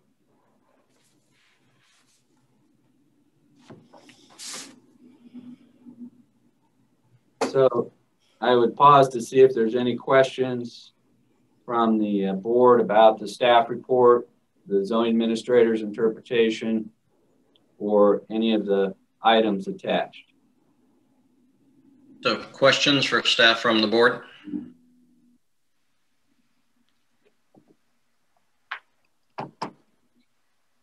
Okay, if there's no questions for staff, then we will go to comments by the applicant. And again, if you could please state your name and address. Hi, Brad and Chrissy Blocklinger, 142 Southeast Moore. So it looks like an interpretation issue in my eyes, that it said it's a private garage. I'm not sure when you have a two-car attached garage and someone attaches a third stall to it, and that existing exterior wall stays intact, how that is not two private garages. You walk from the house into your two-car garage, but yet you have to walk through a walk-through door from two-car garage to the third stall. That to me is two private garages, which is across the street directly from me. And he's been issues about this whole process, but yet it's okay for him to do it. Also, the pictures that I looked at, or that was shown just now, none of them look unappealing to me. I mean, they're just garages. None of them are big buildings that are taller than the house or out of sorts or anything. And that's all mine would do. It would be shorter than the roof of the existing house. And on October 28th, when me and Mr. Andrews were emailing back and forth with my request, I sent him a sketch of my garage proposal.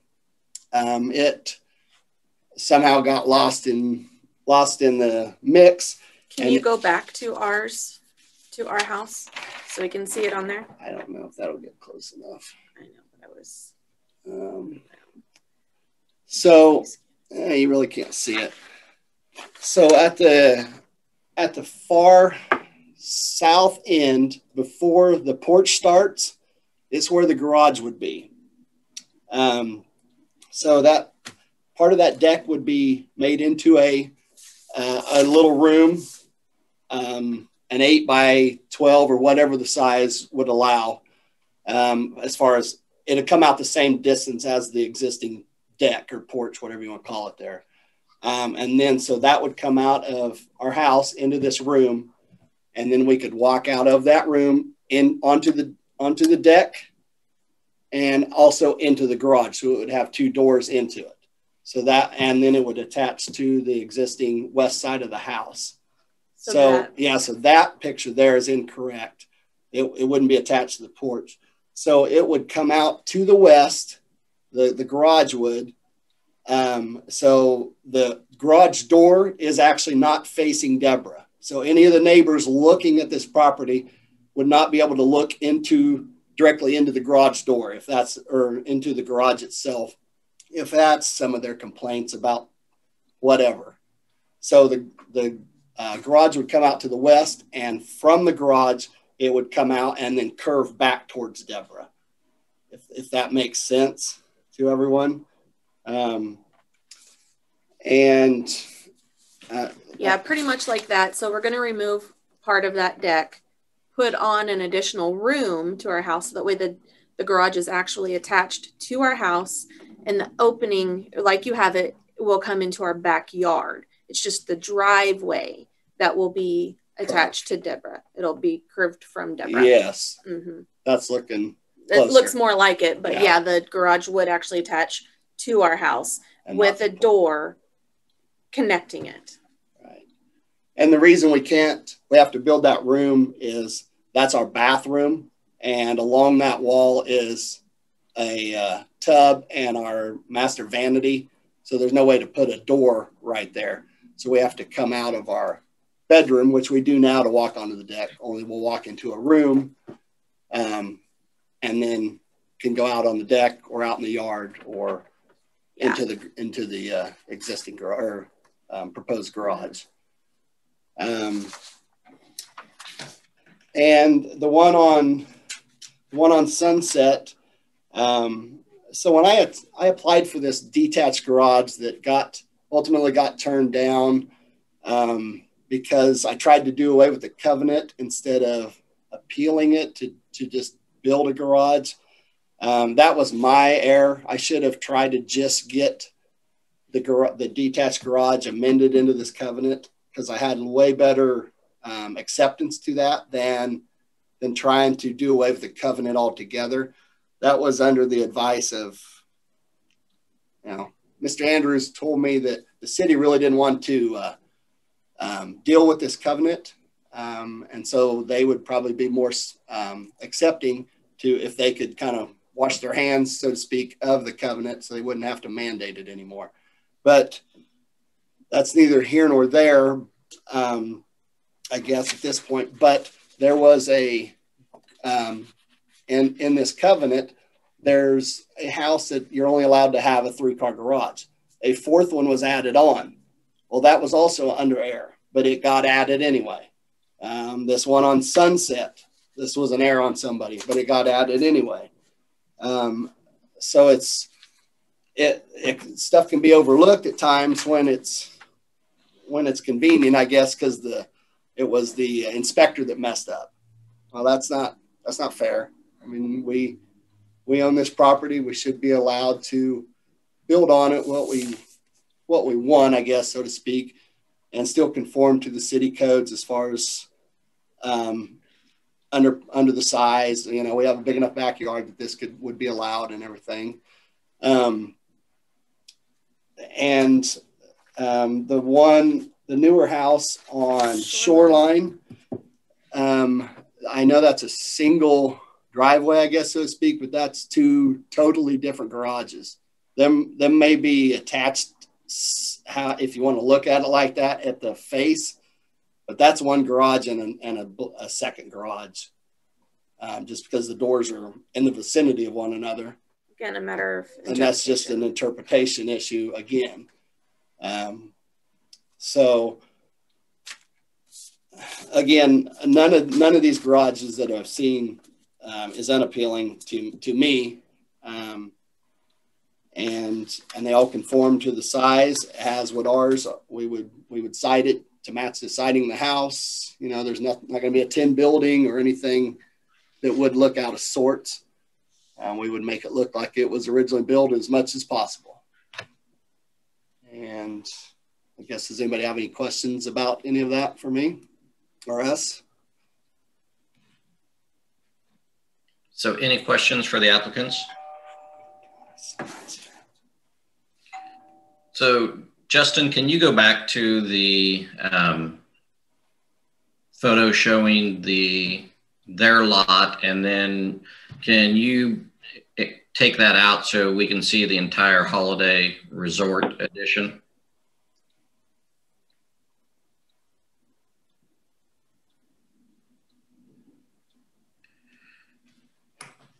So can you highlight what exactly is part of the Holiday Resort edition that has the covenants in place?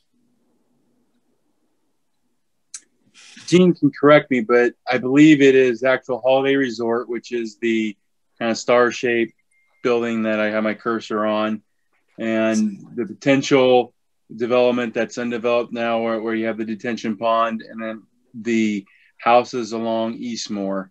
And if Dean can add in anything, that's great. Okay. You want to take your white arrow, Dustin?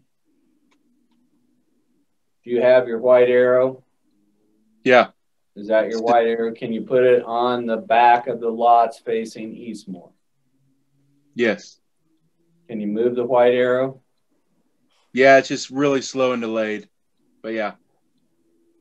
Okay, so starting at the bottom, there's two houses on Deborah Drive, on the south side of Deborah Drive, and you start on that west property line of the second house, and you go straight up the back of the common lot line between Eastmore and Presley, and all the way up to Country Club Road, and that constitutes the Holiday Resort edition. We also have a plat map, Dustin, that's in our packet that you could display on the screen that also depicts that.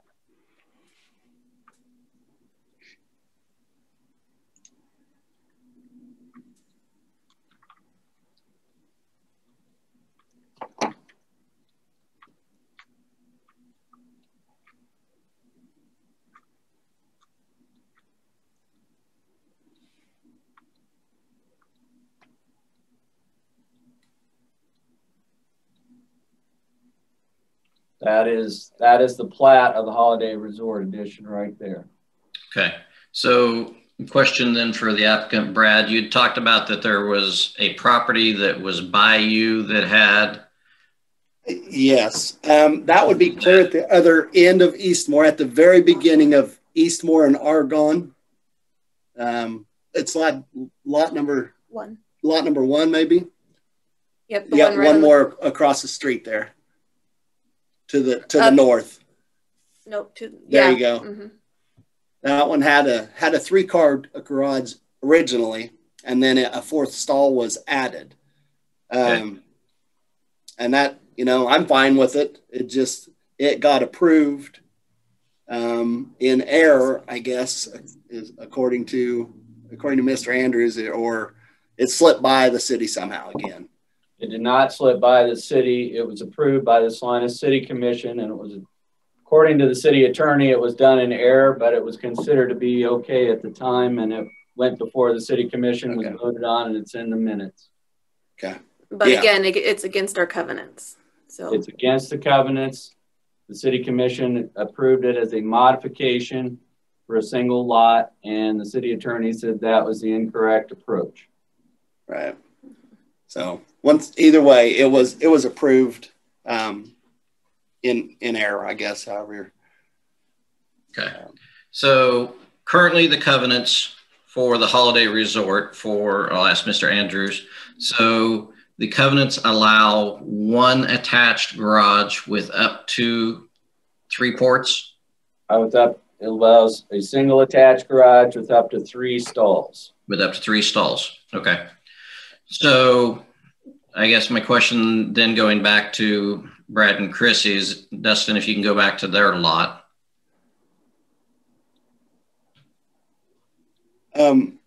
The covenant states just like the zoning,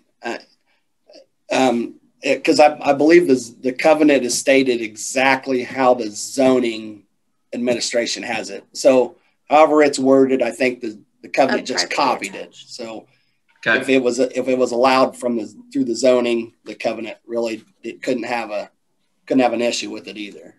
Okay. So my question to you then would be, is instead of adding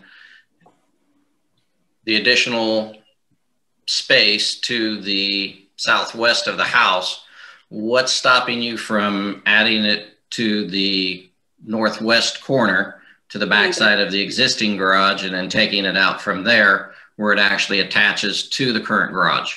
There's a kitchen. My garage doesn't go the whole length. It stops at a laundry room and kitchen and then the backyard. So that's on that northwest, or the northwest corner of the house then? Correct. Gotcha. Yeah, my kitchen's right there in the northwest corner. Okay. And when we purchased the house, we were told that there's no HOA, no covenants, no anything. And it's even marked in our disclosure that there's not anything. So that's why we're here now. Okay. Anybody else have questions for staff or applicants? If not, then... This is Madison. Go ahead, Madison. And I'm just still trying to get the hardship for what the applicant is asking for. Well, we have to clarify that a lot of this discussion that we're having right now is if we're talking about some form of variance, but we're not talking about a variance at this point in time. We're talking about whether the zoning administrator is correctly characterizing this as a second attached garage, or whether it's a single 3-car garage. And so I have outlined that because it's physically separate from the existing attached garage, it has a separate driveway and it faces a separate street, that resulted in me determining it to be a second attached garage. So the real question is not about the hardship. The question is about whether the structure that's being discussed is essentially creating a 3-car attached garage, or it's creating a second 1-car attached garage. So is this not a variance meeting also, or maybe it's appeal, or whatever the correct wordage is, along with this determination or the interpretation of it, I guess? Is this not all the same meeting? There was no purpose or prospect for applying for a variance to have a second attached garage, because the covenants limit properties to a attached garage and attached garage with accommodating up to 3 cars. The question is whether this is an attached garage that happens to be in 2 different locations, or whether it's 2 separate attached garages. That is the question.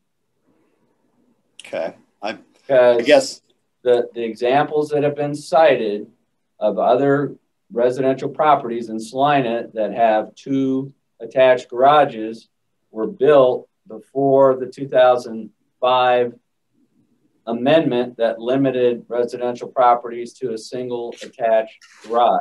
So we're not talking apples to apples comparisons. Except for Sunset Ridge was not. Except for Sunset Ridge, which I'm not positive that garage isn't underneath the other garage, but I'd have to pull more detailed plans than what I had. Okay. So can we, if there's no other questions for our applicant and staff, then comments by interested citizens?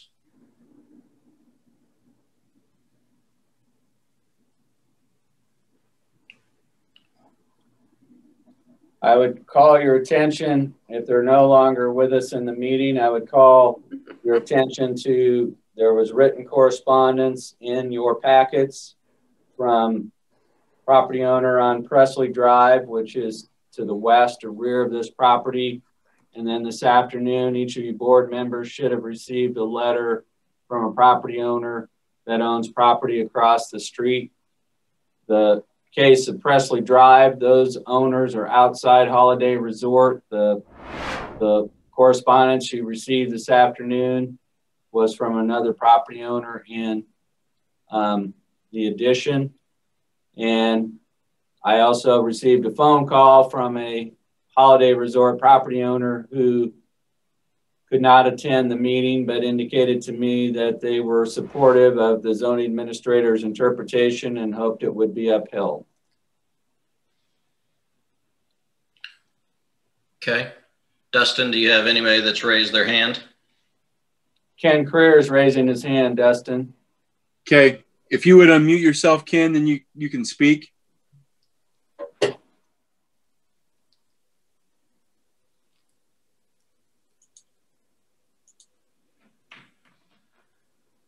Are you able to unmute? Okay, finally got unmuted. Can you hear me now? Yep. Can you state name and address, please? Yes, I am Ken Creer. I live at 2730 Deborah. I live exactly on the south side of the area that they're proposing to put the garage. I face their house. First thing I would like to mention is when you buy a house in this particular neighborhood, when you sign all the papers, there is a covenant that's in there. Most people choose not to read all that information because there's such big packets when you buy a house. So the covenants was there. It just didn't happen to get read. They didn't catch it, and neither did the realtor, which does not make the neighborhood's fault. We are opposing that because of the size of the garage. It's a separate, excuse me, it's a separate garage, and the city itself says they do not allow this since 2005. I don't know why we're even getting to this. It was proposed one other time before the city commissioners, and they didn't have enough signatures to do it. The neighborhood in general don't want it because we don't want to change the property values of the house. If you look at my house, he's using me as an example. I did build a third car garage. I re-bricked the whole front of my house so that if you look at it, there's no way you can tell that my house wasn't original that way. So the whole neighborhood in general is just asking that if we have this covenant, why is it not being enforced? Even the city commented since 2005, they do not allow this. So I don't know why this issue keeps coming up. That's our opinion. We just do not desire to have that because he's going to have maybe a 5-car garage. We're not sure that how big that third attachment or that other attachment is. No one has given us any numbers on that. Thank you. Thank you. I'm sorry, that is incorrect. We are going to have a 1-car attached garage attached to our house. The siding will match. It will be consistent. That has been stated. I think neighbors think that we're going to build some type of Morton building shop, and that's not the case. It will match our house. So it will in fact look like it was original as well. And Mr. Creer is the one who told us when we moved in, it's better to go ahead and build the garage. It's better to ask for forgiveness than permission. And we have a witness to that. But that's neither here nor there. Our garage will match our house perfectly, and it will be attached. 3 cars. And it will only total 3 cars, as in what the covenant states. Okay. Yes, I did make that comment. I guess you got to be careful that you can't joke anymore because people accept everything. Again, what is going to be, are you talking a 12 by 12, 12 by 24, 24 by 30 attachment? There are no numbers, see? So how big do you classify a one-car garage? As to what the city zoning states what a one-car garage can be. Which is what? Well, we have to get that permission from Mr. Andrew. Okay. Anybody else for citizens? Questions from the board? We do have one person, Mr. Chair. There's a Rick Nicholson there, Justin. Yep. Go ahead and unmute yourself, Rick.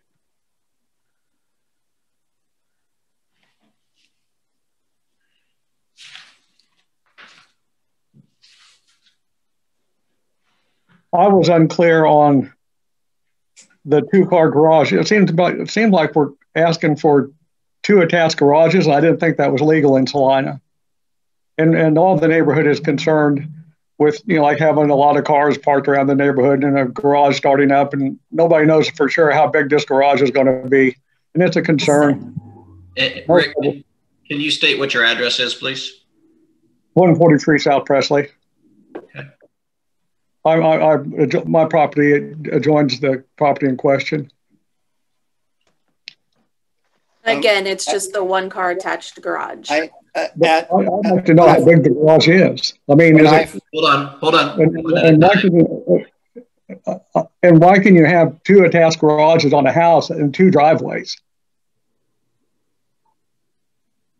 I don't understand that. I mean, it would seem to me like we're allowing two separate attached garages to a house, which I don't think is up to code, two driveways, which I don't think is really up to code either. I'm not a building inspector, but I've never really seen that. And like a lot of the other neighbors are just kind of looking out for the neighborhood, trying to keep it nice and protect the property values. And I don't like what I'm seeing here.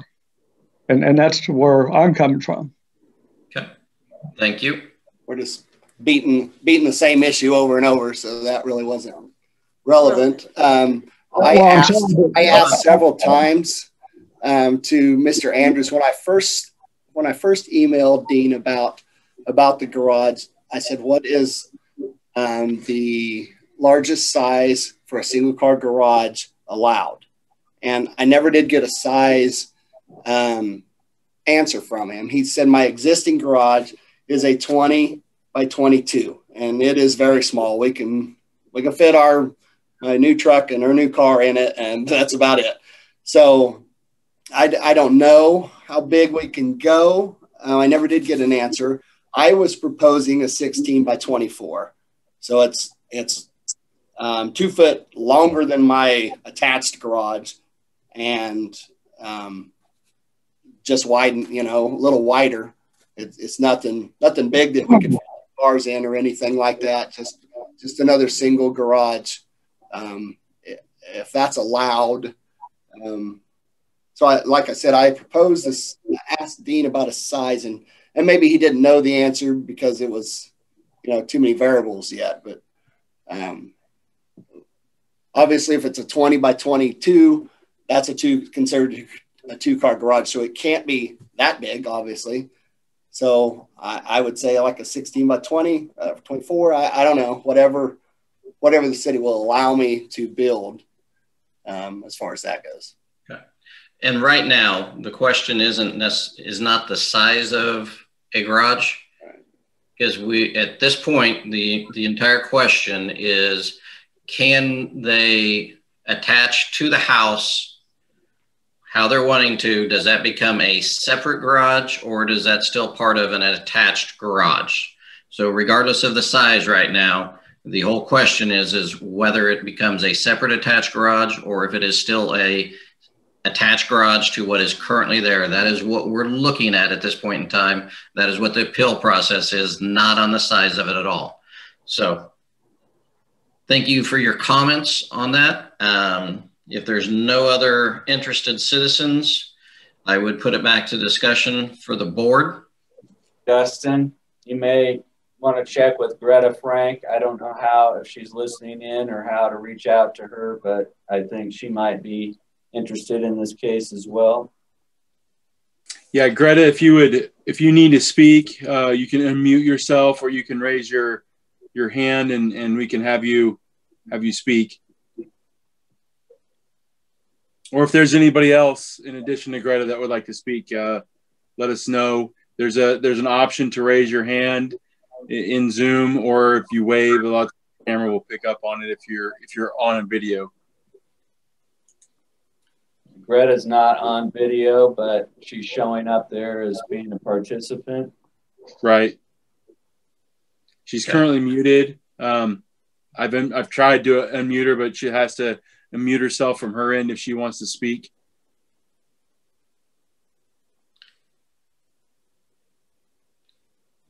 So do we have anybody else at this point, Dustin, that has their hand raised? Nobody else. Okay, so let's give somebody about another 30 seconds to give them the opportunity to respond. And if not, then we'll move to discussions within the board.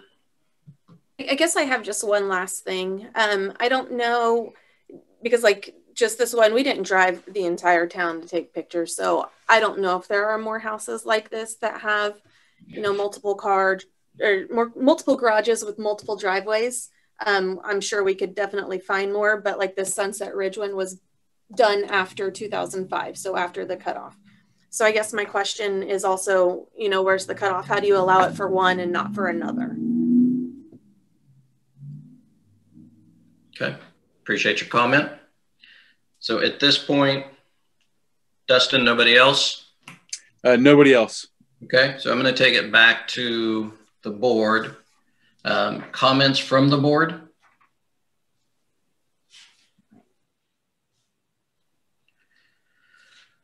Where I'm at on this then, I mean, if I look at this, just from looking at the drawings from what was there, even if the first drawing was not correct and then we moved it over to it, if we go back to kind of what the main questions are is what the applicant is proposing, is that a separate garage or is it a continuation of the existing garage? And when I look at the outline of the house, to me, and a continuation of the existing garage would be coming off of the northwest corner of that house, not on the southwest corner of the house. At that point, to me, it becomes a separate garage unless you were able to add it to the north side of the garage or to the west of the existing. Then it would be a continuation and you could add a third part. He can't because of the property. He can't because of the existing part of it. So what is proposed to me is a separate garage. It's not it's not part of the existing garage since it's on the opposite side of the house. So for me, I don't see it. I understand that the covenants are in place. You try to get those overturned, where you just try to get them overturned overall. Maybe the better option would have been to try to overturn the covenants so that you could have a detached garage to it. You may have been able to go better. That's still not part of what we're hearing. At this point, it is still, does this become a second garage or is it still part of the first garage? My feeling is it's a second garage.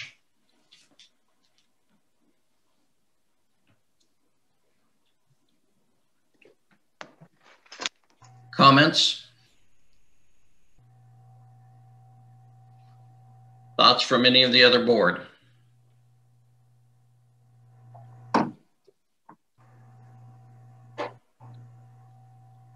Okay. Does somebody want to make a motion on this application? I move that the board find that the proposed garage is physically separate from the existing attached garage and that the zoning administrator did not make an error in his determination. Okay. Do we have a second? I'll second that motion. Okay, so we have a motion that the zoning administrator did not make an error for the second garage, and this is for application AP20-1. So we have motion and seconded. Can we have a roll call? Mr. Dorsweiler. Aye. Mr. Sharp. Aye. Mr. Rada. Aye. Ms. Miles. Aye.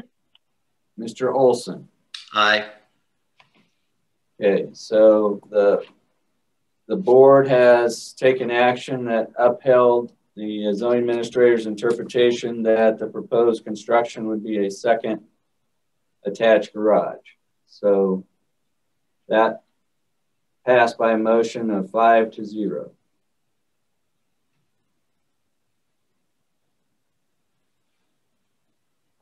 And that would bring us to item 3.4. Okay. So is this, so am I able to file an appeal to this verdict?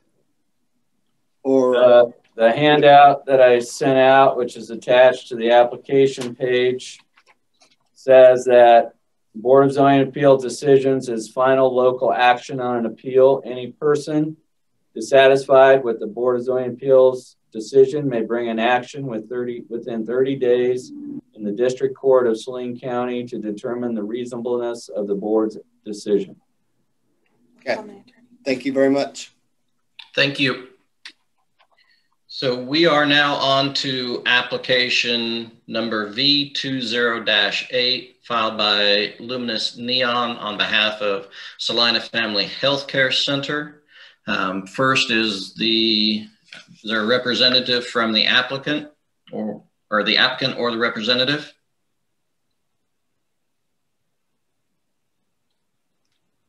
Yes. Yes. Okay, so we have the applicant available. So summary presentation by staff, please.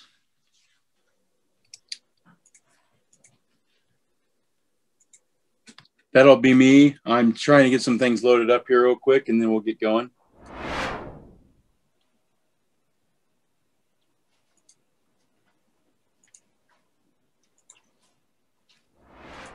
Hey guys, I'm gonna have to go audio only because my computer is about at 15% left, so I'm gonna be in here, but it's just gonna be audio only.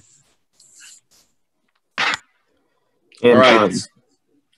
I just have to say, I have a conflict of interest on this, so I'm not going to be saying anything. So, just for you guys' information. And who was that? That Mr. Rada? No, that's Mr. Kraft. Okay. Mr. Kraft is not going to participate in this item, our student representative. So, thank you, Benjamin. So the property in question, or where we have the variance request for this particular item, is the former YWCA, and it's about a block north of Crawford behind the Mowry Clinic and the Elmore Center. So just to give you some context of where we are, we're to the north of Central High, Mowry Clinic, and the Elmore Center. And it's kind of a strange zoning lot that has an irregular shape to it. And this particular property was developed in 1970 and featured a building that had 12,820 square feet of recreational space, plus another 5,800 square feet of indoor pool area.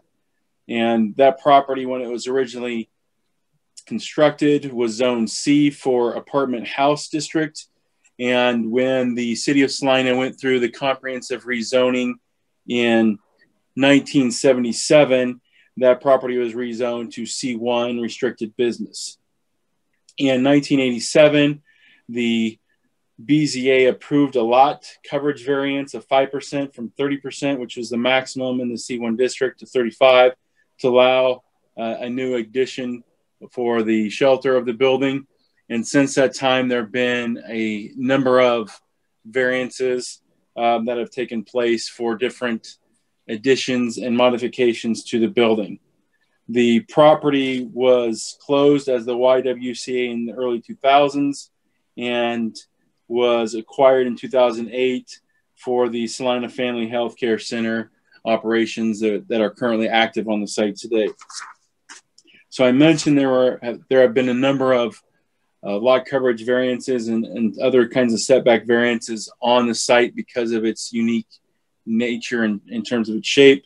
The most recent variance that we have is from July of 2014, in which a sign size variance on the south side of the building, which is where my cursor is currently showing, was approved. And it was approved for an 88 square foot sign was approved, and that exceeded the maximum 32 square feet that we have in the C1 district.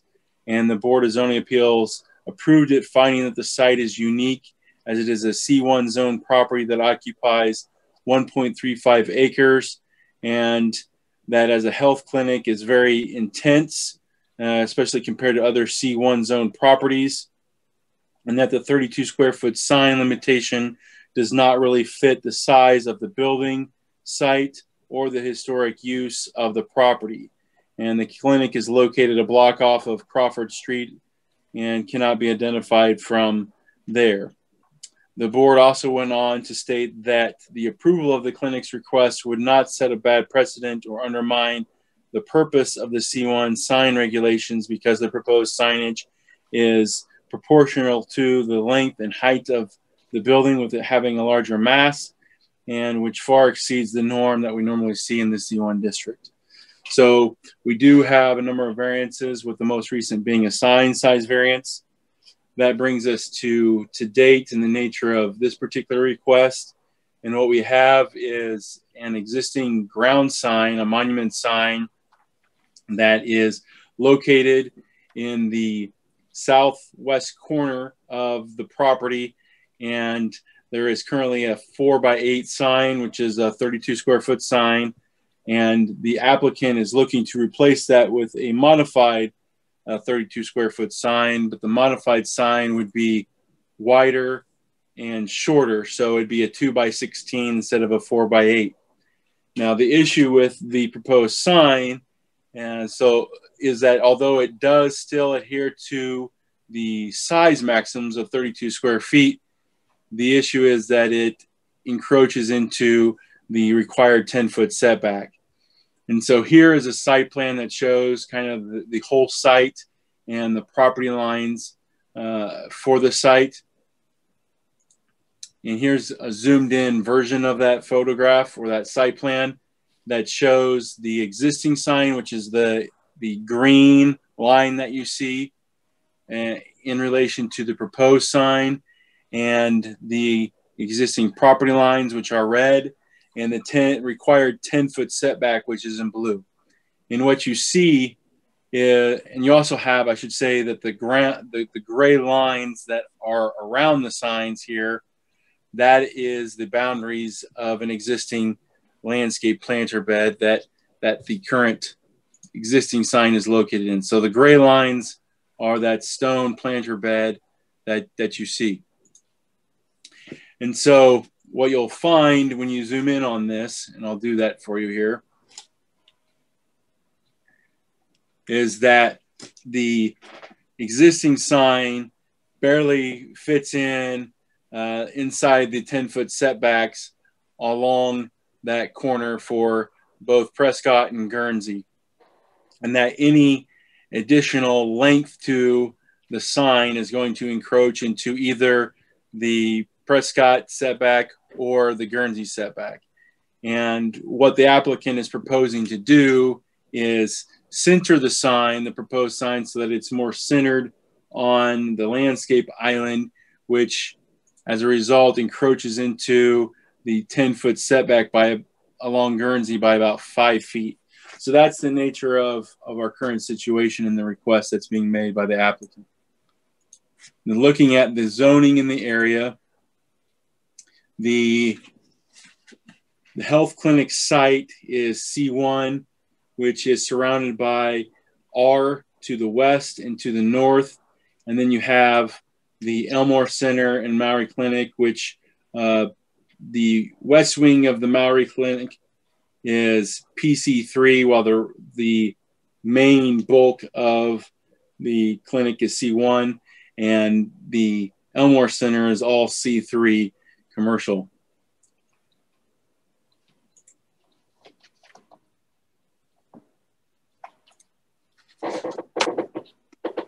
So the applicant, when we look at the uniqueness of the property, they say that the widest a sign can be within the existing landscape planter bed while maintaining the 10-foot setback along Guernsey is 8 feet, which is what we currently have with the existing sign. And that if the sign, the sign is installed offset in the planter, and the existing one is, which skews it to the south, and that's the only way to widen the sign is to continue to skew it to the south, but then you're running in against the setback along Prescott. So it would require, in order to widen the sign, it would require a setback into the 10-foot setback requirement on the north side of the sign. Staff would agree that the existing sign is currently skewed towards the south edge, and you can see that with the existing sign, how the existing sign is not centered in the landscape island, but rather it's skewed more towards Prescott. And you can also see that even more clear on the site plan here. Staff would point out that the Guernsey Drive and Prescott Avenue intersection creates a unique arrowhead-shaped land area that is impacted by front yard setbacks on both the north and south sides. So you can see how, you can even see probably better on the larger scale one. So I'll pull that up. But you can see how the property along the intersection where Guernsey and Prescott intersect really pinches in and creates kind of an arrowhead shaped land area, which is really unique. And that pinching in really limits how wide a sign could be in this landscape area. Looking at the adverse effects on the neighbors, the applicant states that they do not feel that the proposed ground sign will adversely affect the adjacent property owners or residents to the north on Guernsey Drive. The applicant is proposing to install a wider identification sign with a lower profile, which will be less intrusive than the existing 4x8 sign that is also internally illuminated. The new proposed sign will have a lower profile, being only 2 feet tall, and will be non-illuminated, which would reduce the impact that it would have on the neighbors. Staff would note that the proposed sign is the exact same square footage and same size as the existing ground sign, and that with its lower profile and being non-illuminated, that it would not have a greater impact on the neighborhood in relation to the existing sign that's currently there. The staff would also point out that the proposed sign would still remain within the confines and boundaries of the existing landscaping bed and would be more centered there, making it potentially more visibly attractive, and would still be set back 21 feet from Guernsey and would not impede visibility any more than the existing landscaping that's currently in the landscape planter bed. Looking at unnecessary hardship, the applicant states that the wider sign will clearly identify the healthcare center from both streets to the west side of the building. The patients are the healthcare center's top priority, and they want to be able to make it easy and stress-free in order for patrons to find the clinic. With the current pandemic and COVID-19 testing, the need for clear identification is amplified. The requested identification sign is wider in hopes that it can be seen from both streets on the west side,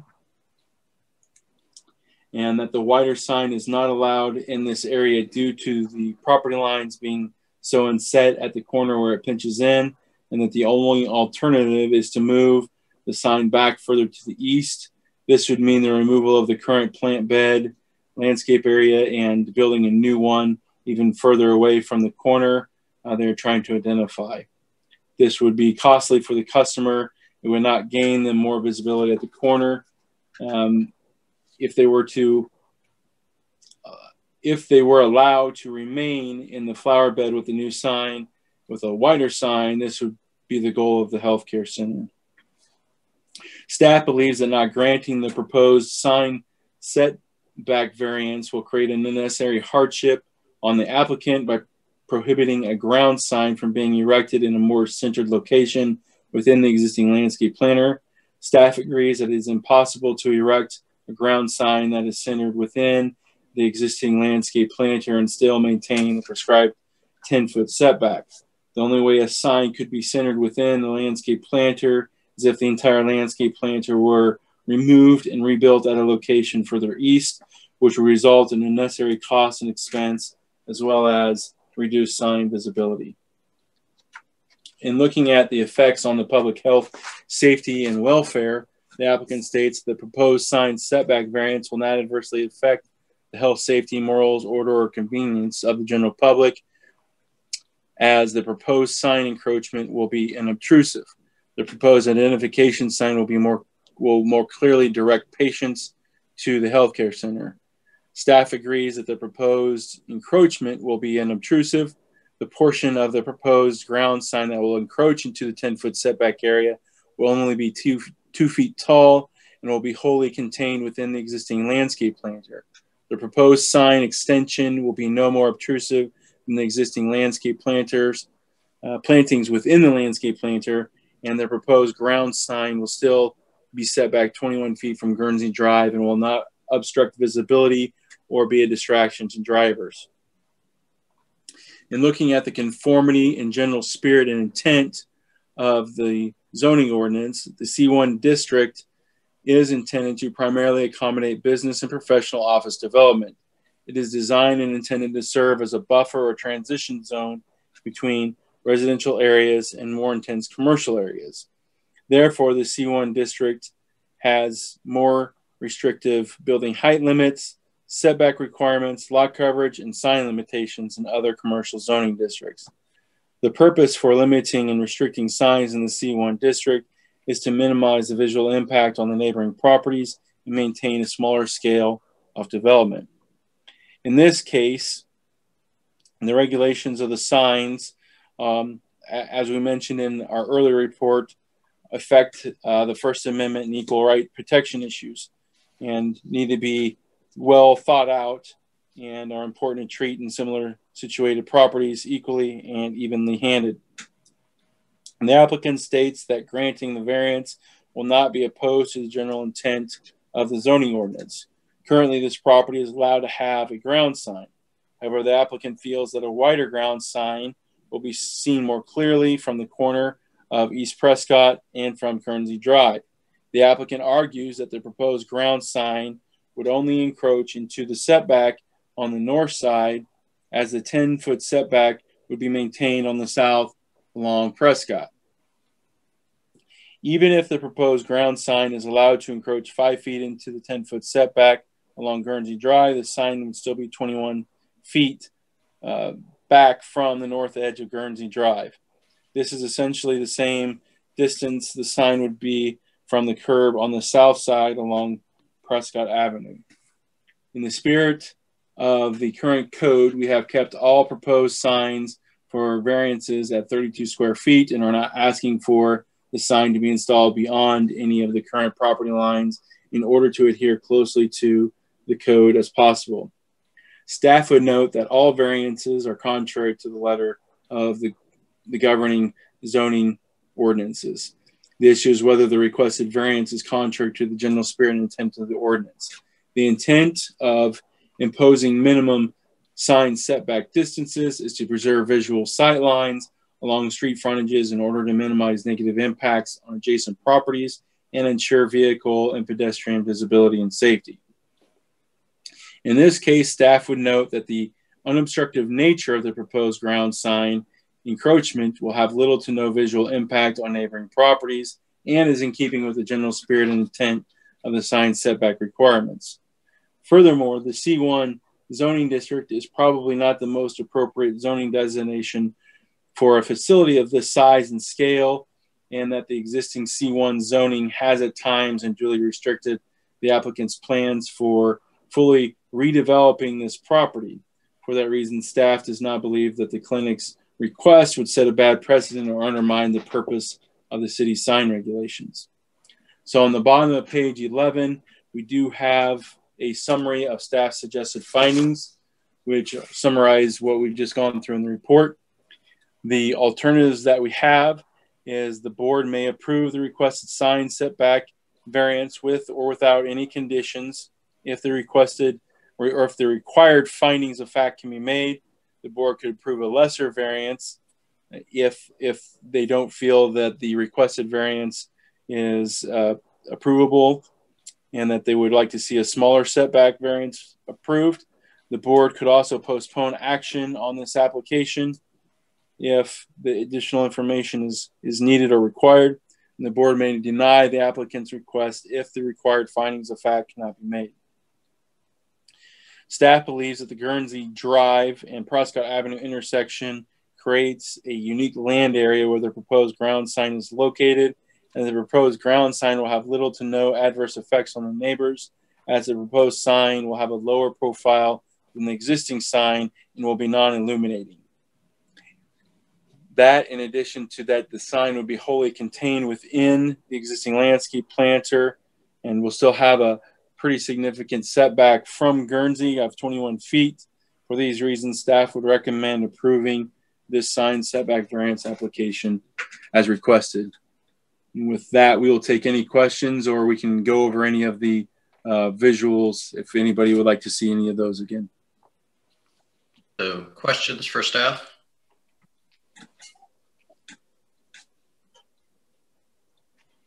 Okay. If there's no questions from staff, then we'll move to comments by the applicant. Please state name and address. My name is Megan Schaefer. I'm with Luminous Neon Signs, and our address for the sign company is 1500 West Schilling Road in Salina. Thank you. So, and are you just ready for my comments? Yeah, any comments? Okay. We want to give the customer what they're hoping for and what they're trying to gain: better visibility at the corner on both streets. The main reason they want to be seen a little bit better is if you're coming from that direction, you won't see any signage there until you get to the front of the building. So this corner is kind of important if you're approaching from that direction. We didn't want to try and go out of sign code. We tried to keep it at 32 square foot. But in order to avoid that reconstruction, we even scooted, if you look at the overhead, we scooted the sign back farther. They'll probably have to move the pampas grass, but we'll move the sign back farther. So we would, in fact, take less of the setback as we can, rather than putting it right in the center of it. Then we would have been asking for more setback, more space. So we basically moved it back as far as we could and still have it centered in that planter bed in order to take as little of that one side as we could in our proposal. So, and with it not being larger, I feel like we're not going to be a nuisance to the neighborhood or be a problem for the traffic. But we did try to adhere as best we could and still get them more visibility at that corner. Okay, thank you. Any questions for the applicant from the board? Okay, if there's no questions, then Dustin, do we have any citizens? I'm looking at, nobody has raised their hand yet, but we'll kind of keep an open eye here for a minute or so.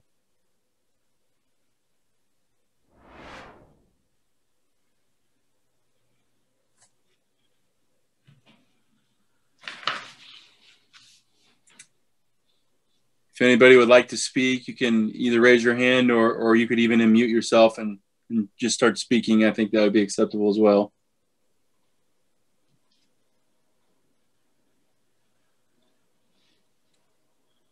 Okay. I don't see anybody, Mr. Chair. All right, then discussion back to the board. Any comments or discussion?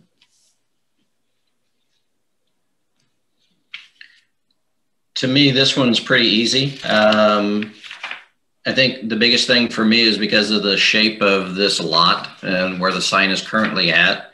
I think that they've done a pretty good job of making sure that it's not obtrusive, but yes, it does go over the setback, but I don't see where it's going to be an issue for a safety, which would to me be the biggest thing. It's not going to block traffic for people on either of the roads.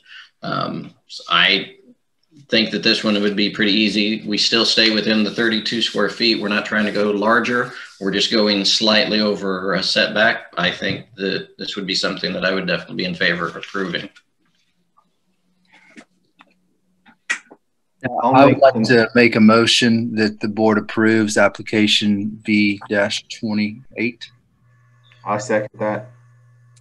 Okay, so we've had a motion and a seconded. So roll call for approval. Steve Dortzfather, aye. Al Sharp, aye. I'll roll. Richard Rada, aye. Madison Miles, aye. John Olson, aye. So application number V20.8 has been approved by a vote of 5-0. We thank you. Who had the second on that? Was that Mr. Dortzfather? Yes. Okay. Thank you. So we now move on to item 3.5, which is application number V20-9, which is filed by Bill Swinson, requesting a front yard setback variance of 21 feet from 25 feet that is required in a residential zoning district. So do we have the applicant or a representative of the applicant available?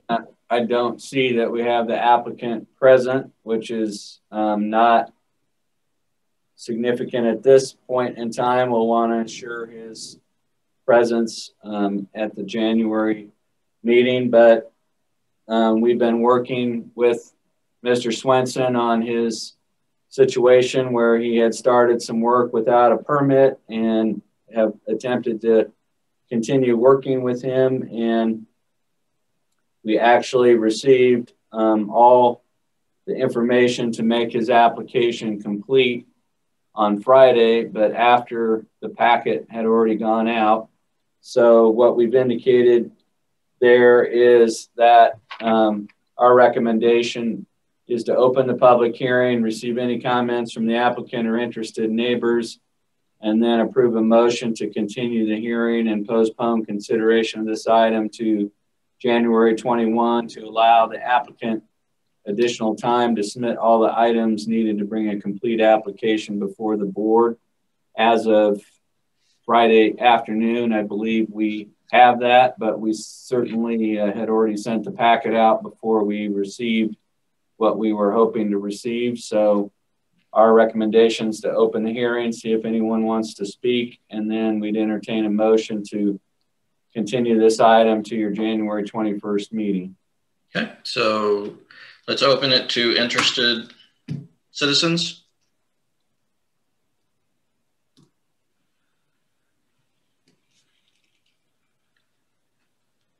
I don't see anybody, but we'll give it a moment here. Okay.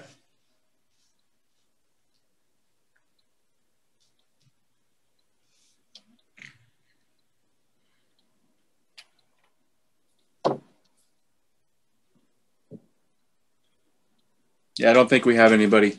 Okay, then I would say, do we have a motion for continuation of this to our January 21st meeting?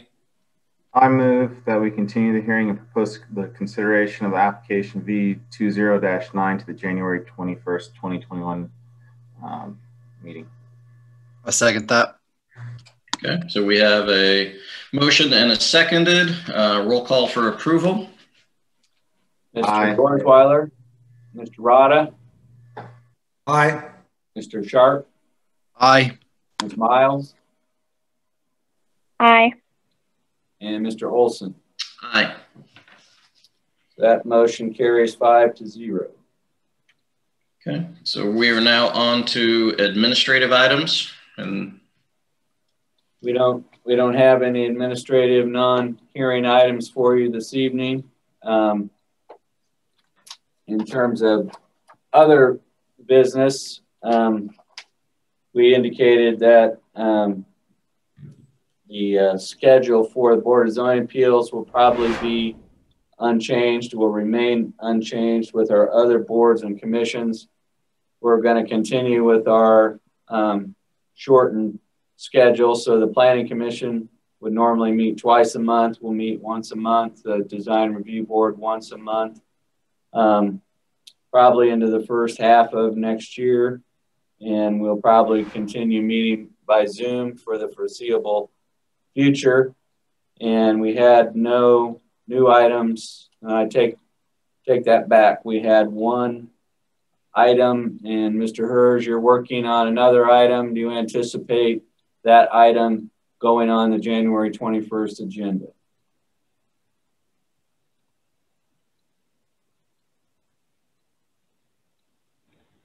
Dustin, you're muted. We couldn't hear you if you said something. Sorry, I did. Thank you for reminding me. I said at this point, it might be a little premature to say whether it will or won't. So for January 21st, we will meet. We'll have annual report of your 2020 activities. We'll have 2 applications that carried over from today's meeting to January. And then we had an application filed by Chick-fil-A for some setback variances associated with shade canopies that they would like to add at their restaurant on South 9th Street. So you'll have at least 3 items plus the annual report, and we're working with another applicant on a case at this point. But we will meet in January, so please put that date on your schedules. We had a few hiccups initially. Did all the board members find that Zoom was working for them pretty well this evening? Yeah. It was all right. You could, the audio, except for the one exception, it seemed like the audio quality was good and we could hear people and identify who was speaking. And again, we can't see Benjamin, but we do thank Benjamin Kraft, our new student youth representative, for joining us. so I do have a question on the Zoom meetings. So since we were scheduled to start at 4 o'clock today for the meeting, are you not opening the Zoom meeting until right at 4 o'clock? I typically will probably open it a little bit earlier than that. I just was a little behind on things today, which is why it happened basically at 4 today. Okay. But typically I think we'd like to be able to have everybody kind of situated at least, 5 minutes or so ahead of time for those that feel more comfortable with that. Just it gets you kind of anxious when you're trying to get in and like, why aren't I in? Like I'm supposed to be here. No, I get that. I was behind on some things on my end. And so that's why I didn't get here till about 4. Right. And the reason I'm saying is because I did try to get in a little bit earlier, mainly just to make sure that audio was going to work, video was going to work, make sure that if I was talking, you could hear me, those types of things. So I guess I would like to get in about 10 minutes early because I think 5 minutes is still probably cutting it a little bit close for most people. Sure. At least specifically for the board members, to make sure that everybody's comfortable with it. Don't know if anybody else has any opinions or thoughts on it. I think 10 is great. Yeah, that's good with me, John. Okay. So if there's no other unfinished business, then we would be up to public forum. So Dustin, do we have anybody still in? It looks like we do. Well, actually, it looks like everybody that's left is commissioners and Salina Media. Okay. So if we do not have public forum, then I would call for motion for adjournment. I move that we adjourn the meeting. I'll second that. Okay. Roll call for approval. Mr. Dorsweiler, Aye. Mr. Rada, Aye. Mr. Sharp, Aye. Ms. Miles, Aye. Mr. Olson. Aye. We have a motion to adjourn that has been approved. All right. Thank you, everybody. All right. Have a Merry Christmas, everyone. All right. Thank you. Merry Christmas. Merry Christmas.